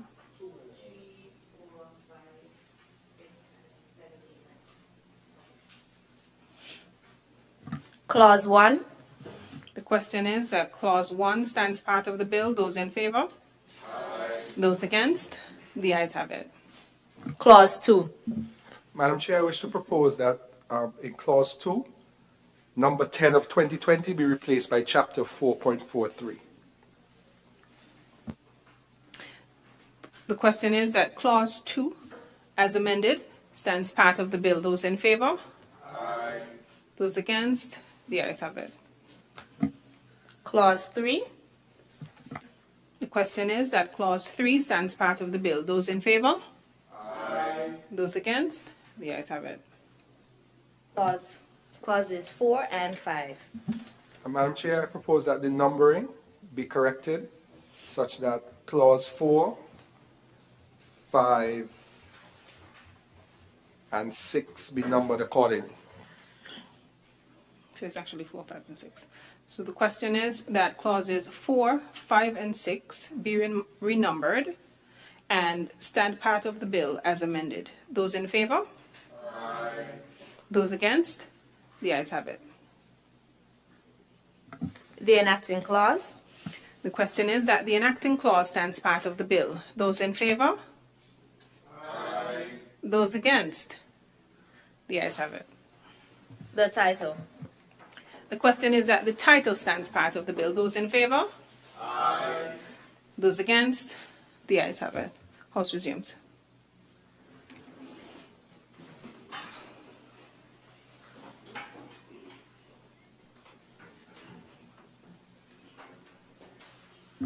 I recognize the Honourable Member for St. Christopher 3. Madam Speaker, with your leave, I rise to report that the bill, shortly titled Anti-Proliferation, Financing of Weapons of Mass Destruction Amendment Bill 2026, has passed through committee stage, and I now move a motion that the bill be read a third time and passed. Thank you, Honourable Member. Seconder? Madam Speaker, I rise to second the motion before this Honourable House. The question is that the bill shortly entitled Anti-Proliferation, Financing of Weapons of Mass Destruction, Amendment Bill 2026, be read a third time and passed into law. Those in favour? Aye. Those against? The ayes have it. A bill to amend the Anti-Proliferation, Financing of Weapons of Mass Destruction Act, Cap 4.43, otherwise known as the Anti-Proliferation, Financing of Weapons of Mass Destruction Amendment Bill 2026. The bill shortly entitled Anti-Proliferation, Financing of Weapons of Mass Destruction Amendment Bill 2026 has been read a third time and passed into law.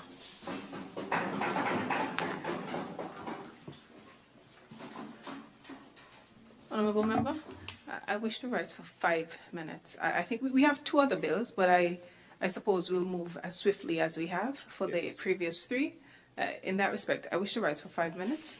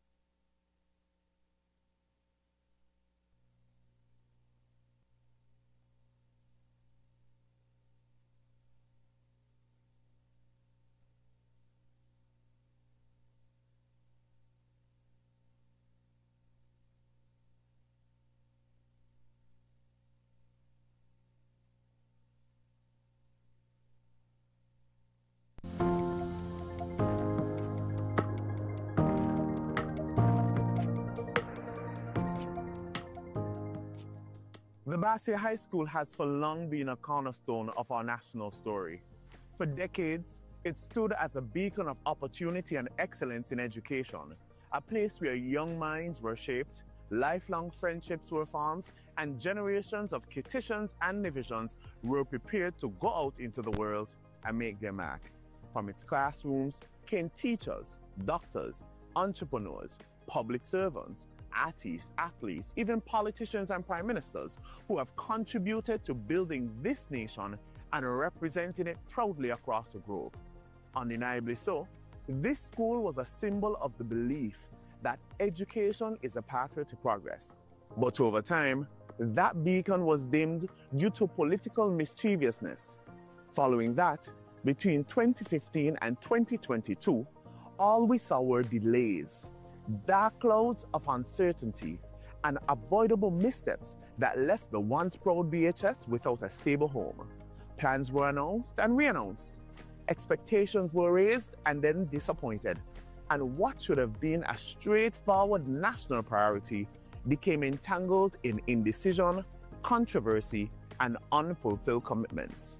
The result was painful for many. A school that once stood proudly at the heart of Bastia was left in a state that fell far short of the standards our students and teachers deserved. For many citizens, the promise of a new Bastia High School began to feel like something that might never truly happen. But that story began changing from 2022 onward.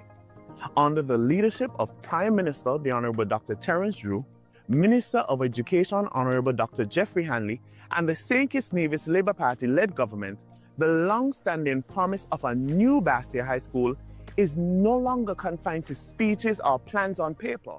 It is now a project in full motion, fully designed, fully mobilized, and under active construction, moving step by step towards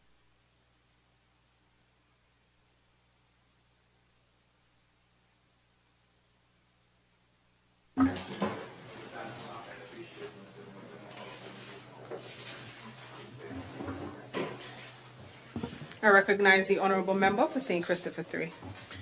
Madam Speaker, once again, with your leave, I rise to have read for a second time in this Honourable House the Virtual Asset Amendment Bill 2026 as part, bless you, as part of the suite of legislation we're bringing to this Honourable House in our continued efforts to bolster and safeguard our financial sector.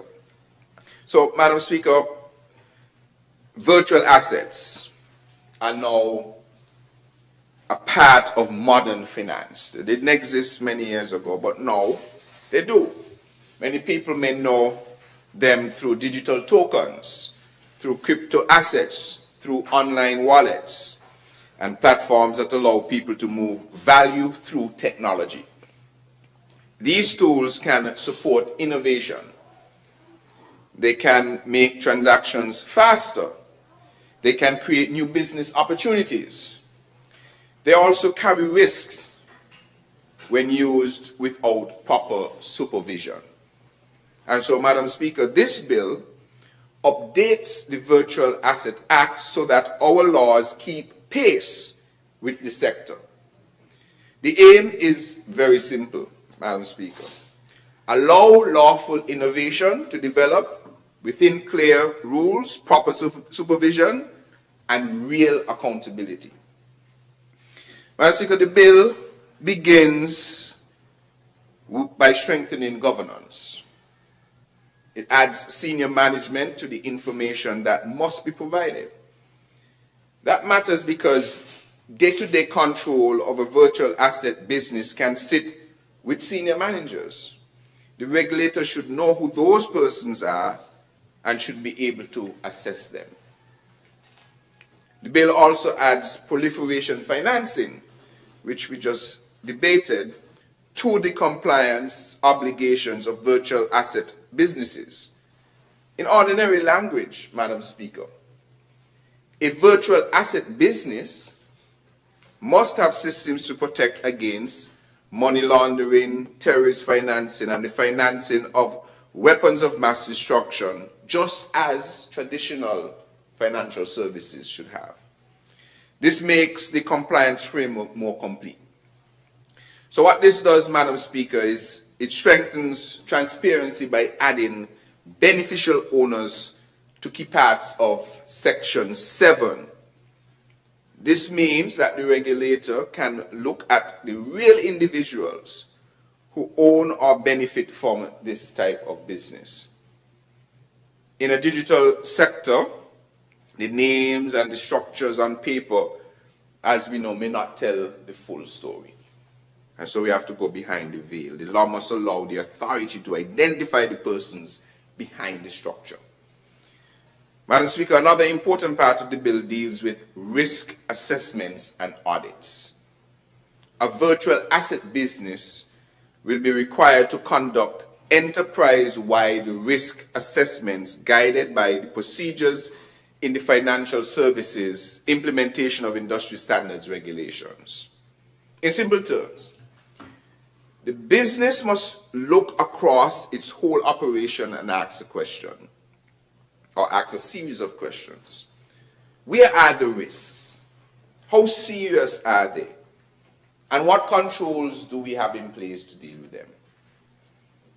And this bill also requires independent audits to test whether those systems and controls are efficient and effective. So this is like taking a vehicle for inspection. It is one thing to say that the brakes work or the indicator or the lights work, but it's another thing to have them tested. In the same way, a virtual asset business should be able to show that its compliance systems actually work in practice.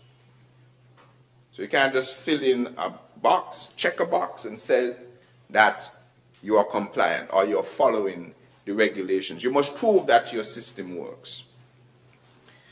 Madam Speaker, this bill also requires independent audits to test whether the systems and controls, the bill also strengthens the compliance certification process. It requires compliance opinions to be given through what is called a certificate of compliance in what will be a prescribed format. This promotes consistency, so it's applicable across the board. It helps the regulator compare reports more easily. It also helps businesses understand what is expected. Madam Speaker, where the authority considers it necessary, it may also appoint an external auditor at the expense of the registrant. That auditor must be, of course, a qualified accountant or other professionally qualified person. This is a useful power that allows the authority to obtain independent verification where there may be concerns or where closer examination is required. Standard procedure. The bill also strengthens penalties.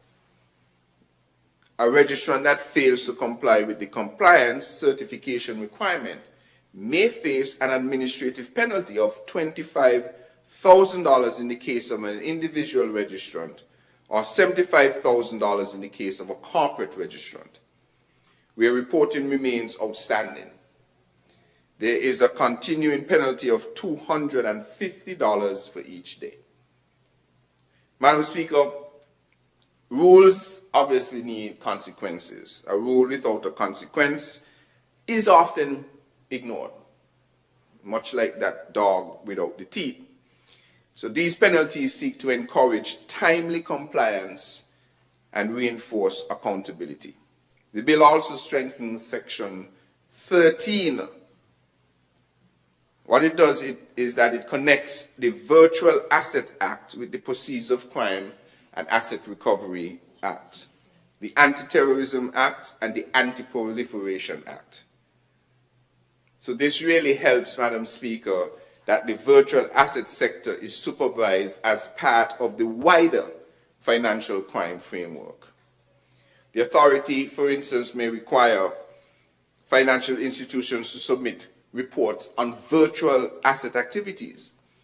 Those reports may include the number of virtual asset transactions, the value of those transactions, the virtual asset merchant or provider connected to those transactions, and any other relevant compliance information.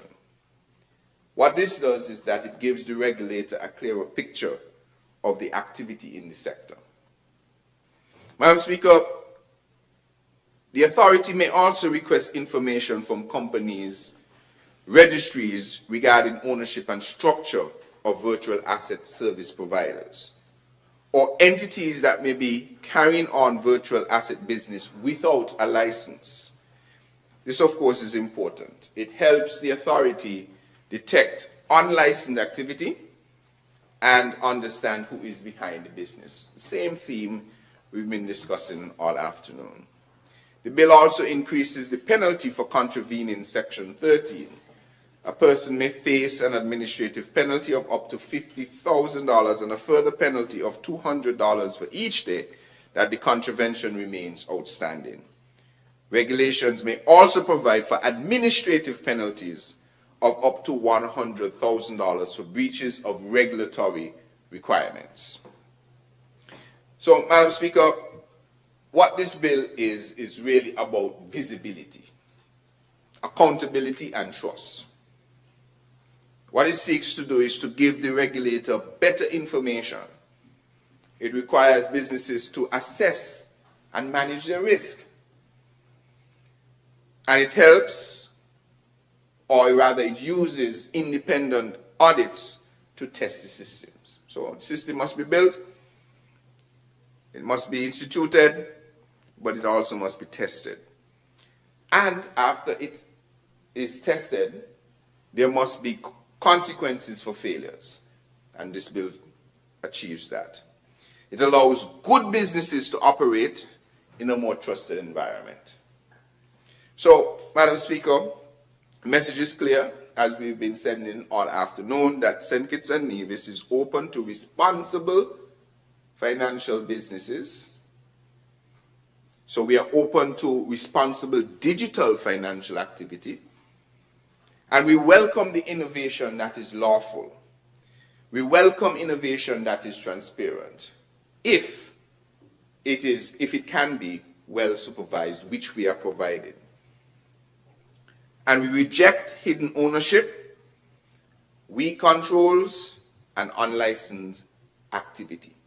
So in the vein of the bits of legislation passed today thus far in this House, I want to commend this addition to that suite of legislation, the Virtual Asset Amendment Bill 2026, to this Honourable House, and I want to wish it safe passage. May it please you, Madam Speaker. Thank you to the Honourable Member for St. Christopher III, mover of the bill. I recognize the Honourable Attorney General, seconder. May it please you, Madam Speaker. I rise to second the motion and reserve my right to speak at the end of the debate. Very well. Is there another presenter?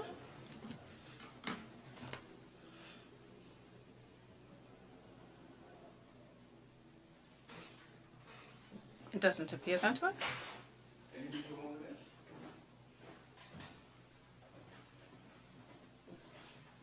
Very well. I recognize the Honourable Member for St. Christopher III to do his wrap-up. Madam Speaker, I take it, oh, rather, you had anything to add? Nothing to clear up. Okay. So, Madam Speaker, I take it that the House consents to the objective here in this Honourable House in bringing this other bit of legislation, the Virtual Asset Amendment Bill 2026, which is effectively seeking to bring visibility, to bring accountability, to bring trust to this particular sector. This bill also seeks to ensure that the regulator can have the necessary teeth to do its work, but also be able to be provided with that information. This bill, as mentioned, also requires that businesses, they have a role to play to make sure, one, that they can assess the risks of their businesses. They can then manage those risks and put things in place for those risks. That those risks or that framework established can be independently audited and also tested. And if there are failures, then there are consequences. So it allows for good business to operate, for innovation to take place in a more trusted environment, as mentioned. So, without much further ado, I would like to wish this bill safe passage in this honorable House. May it please you, Madam Speaker. Thank you to the Honourable Member for St. Christopher 3, mover of the bill, who just did his rap. Therefore, the question is that the bill shortly entitled Virtual Asset Amendment Bill 2026 be read a second time. Those in favour? Aye. Those against? The ayes have it. A bill to amend the Virtual Asset Act, Cap 21.29, and for related matters, otherwise known as the Virtual Asset Amendment Bill 2026. The bill shortly entitled Virtual Asset Amendment Bill 2026 has been read a second time. House moves to committee stage.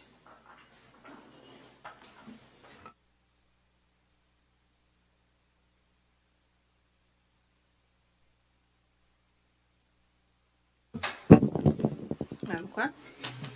Clauses 1 to 6, sorry.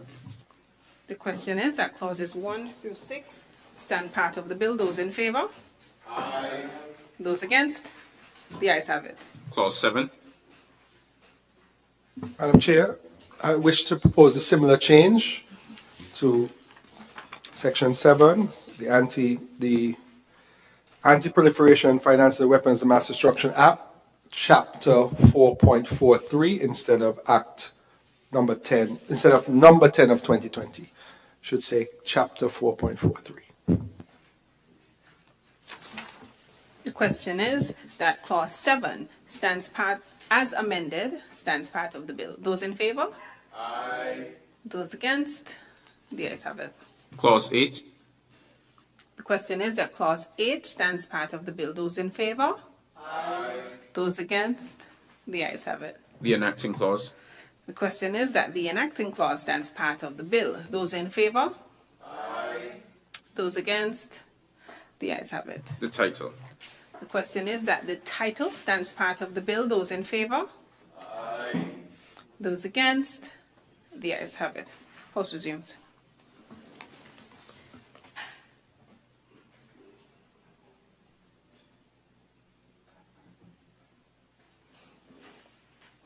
I recognize the Honourable Member for St. Christopher 3. Madam Speaker, with your leave, I rise to report that the bill, shortly titled Virtual Asset Amendment Bill 2026, has passed through committee stage, and I now move that this bill be read a third time and passed in this Honourable House. Seconder. I recognize the Honourable Member for St. Christopher 1. I rise, Madam Speaker, to second the motion. The question is that the bill shortly entitled Virtual Asset Amendment Bill 2026 be read a third time and passed into law. Those in favour? Aye. Those against? The ayes have it. A bill to amend the Virtual Asset Act, Cap 21.29, and for related matters, otherwise known as the Virtual Asset Amendment Bill 2026. The bill shortly entitled Virtual Asset Amendment Bill 2026 has been read a third time and passed into law. Next bill. I recognize the Honourable Member for St. Christopher 3.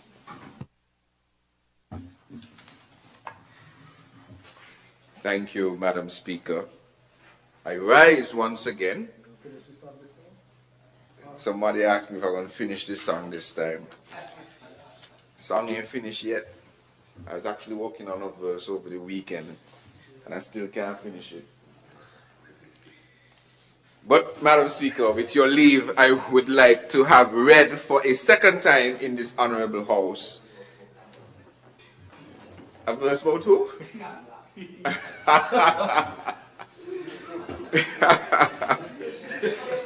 Yes, I would like to have read for a second time in this honorable House the bill shortly titled Anti-Terrorism Amendment Bill 2026, again as part of this administration's suite of legislation to strengthen and bolster our financial sector. Madam Speaker, this short bill has a clear purpose.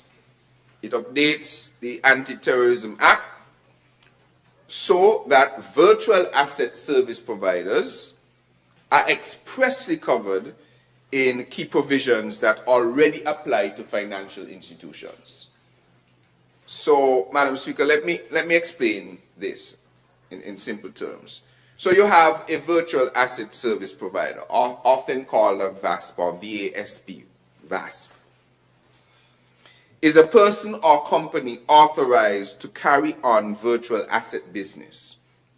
These businesses may deal with, as we discussed before, digital tokens, crypto assets, online wallets, or platforms that transfer value through technology. Now, years ago, most financial activity moved through the traditional banks and financial institutions. Today, however, value can also move through digital platforms. And so, the law must be able to keep a pace with that. Where anti-terrorism rules apply to financial institutions, then they should also apply to authorized virtual asset service providers where the same kind of financial risk exists. So it's clearly just leveling the playing field because there are new services that have come on board and the laws need to capture those potential loopholes as well. So the bill does two things, Madam Speaker. First, it inserts a definition of virtual asset service provider, or VASP, into Section 2 of the Anti-Terrorism Act.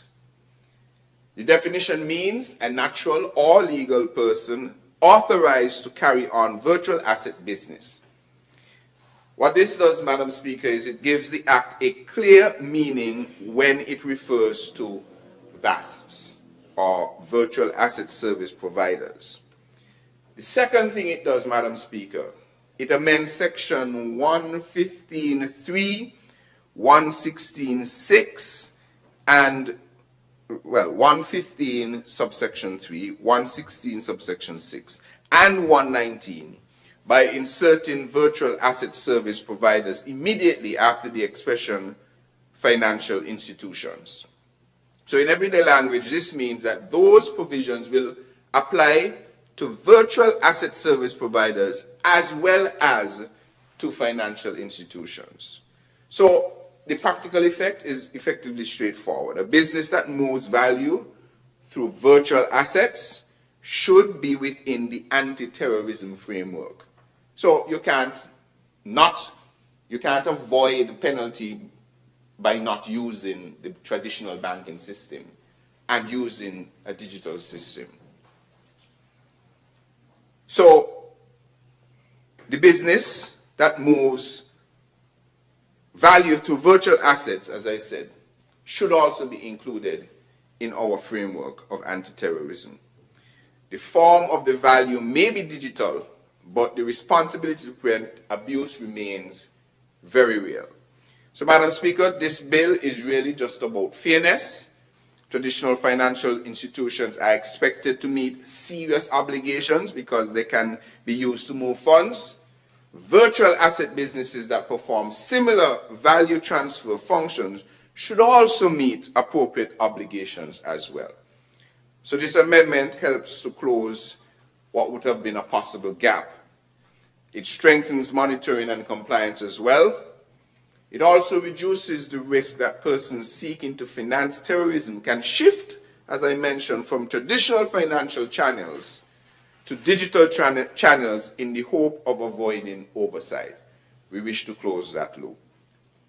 So, Madam Speaker, this piece of this piece of legislation is really just a precise amendment. It is very focused and uses very simple drafting. It brings the law in line with the way finance now works.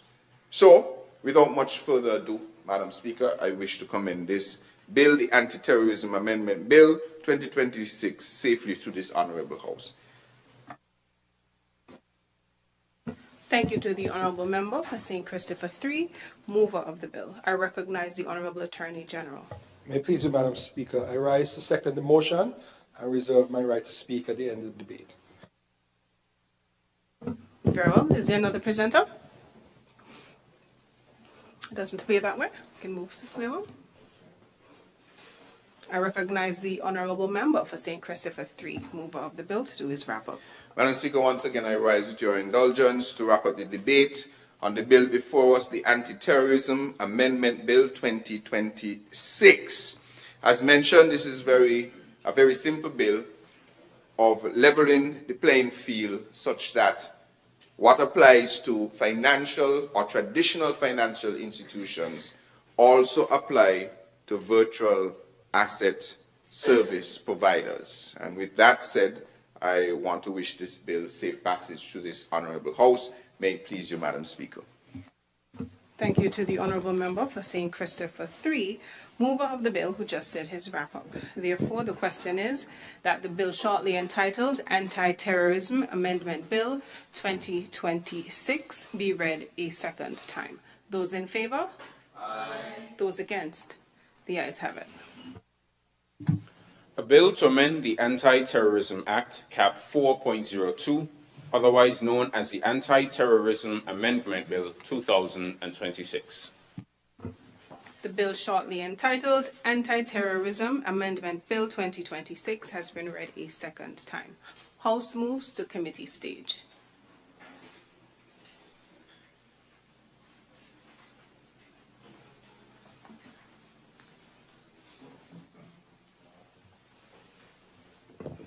Madam Clerk? Clauses 1 to 6. The question is that clauses 1 through 6 stand part of the bill. Those in favour? Aye. Those against? The ayes have it. The enacting clause. The question is that the enacting clause stands part of the bill. Those in favour? Aye. Those against? The ayes have it. The title. The question is that the title stands part of the bill. Those in favour? Aye. Those against? The ayes have it. House resumes.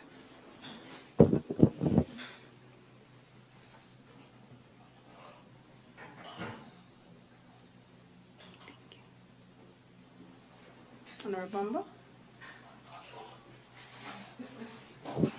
I recognize the Honourable Member for St. Christopher III. All right, thank you, Madam Speaker. I rise once again, with your indulgence, to report that the bill entitled Anti-Terrorism Amendment Bill 2026 has passed through committee stage, and therefore I move that this bill be read a third time and passed into law. Is there a seconder? I recognize the Honourable Attorney General. I rise to second the motion, Madam Speaker. Thank you. The question is that the bill shortly entitled Anti-Terrorism Amendment Bill 2026 be read a third time and passed into law. Those in favour? Aye. Those against? The ayes have it. A bill to amend the Anti-Terrorism Act, Cap 4.02, otherwise known as the Anti-Terrorism Amendment Bill 2026. The bill shortly entitled Anti-Terrorism Amendment Bill 2026 has been read a third time and passed into law.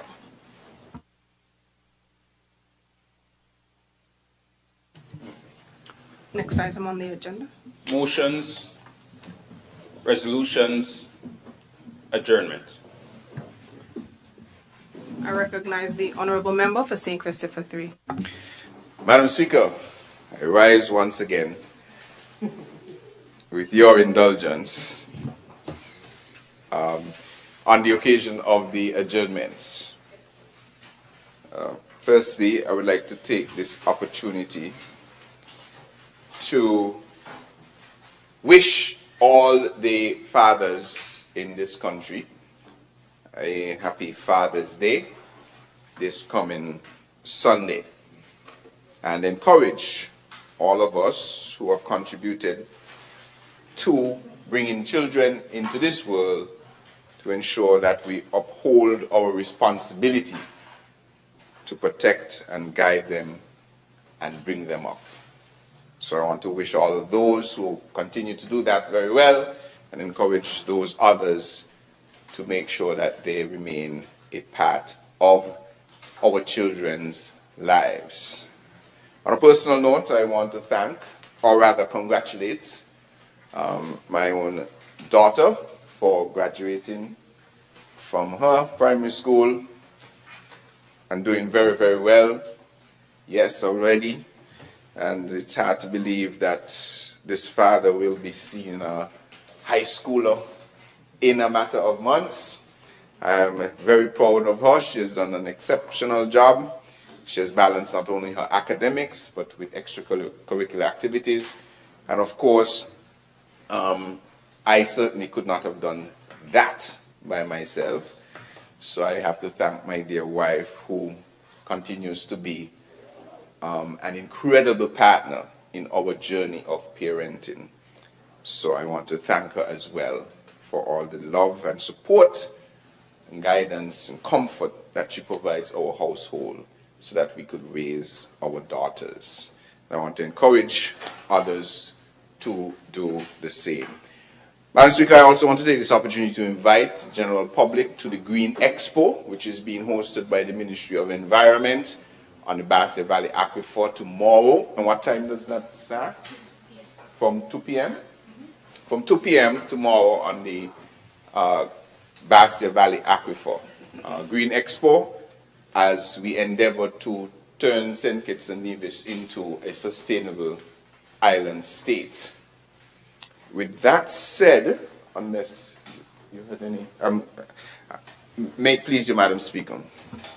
Thank you to the Honourable Member. I recognize the Honourable Member for St. Christopher 1. Thank you very much, Madam Speaker. On the adjournment, I would like to congratulate all of the citizens of the Federation who were successful at their graduation ceremonies. I had the opportunity of attending 3 of them, and I am very proud of our citizens and the direction in which they are moving in coming back to be able to shape the Federation. And those who I interacted with while I was out, I really thanked them and pleaded with them that the Federation needs them. So I wanted to use this opportunity to congratulate them.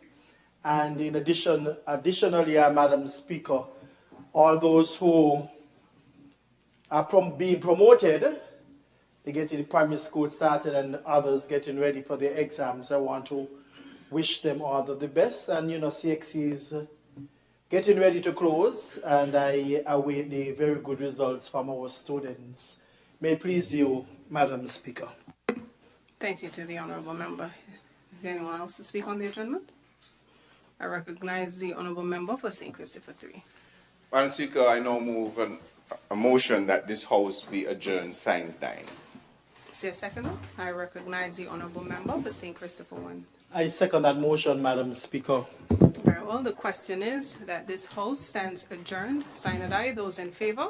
Aye. Those against? The ayes have it. House stands adjourned. Aye.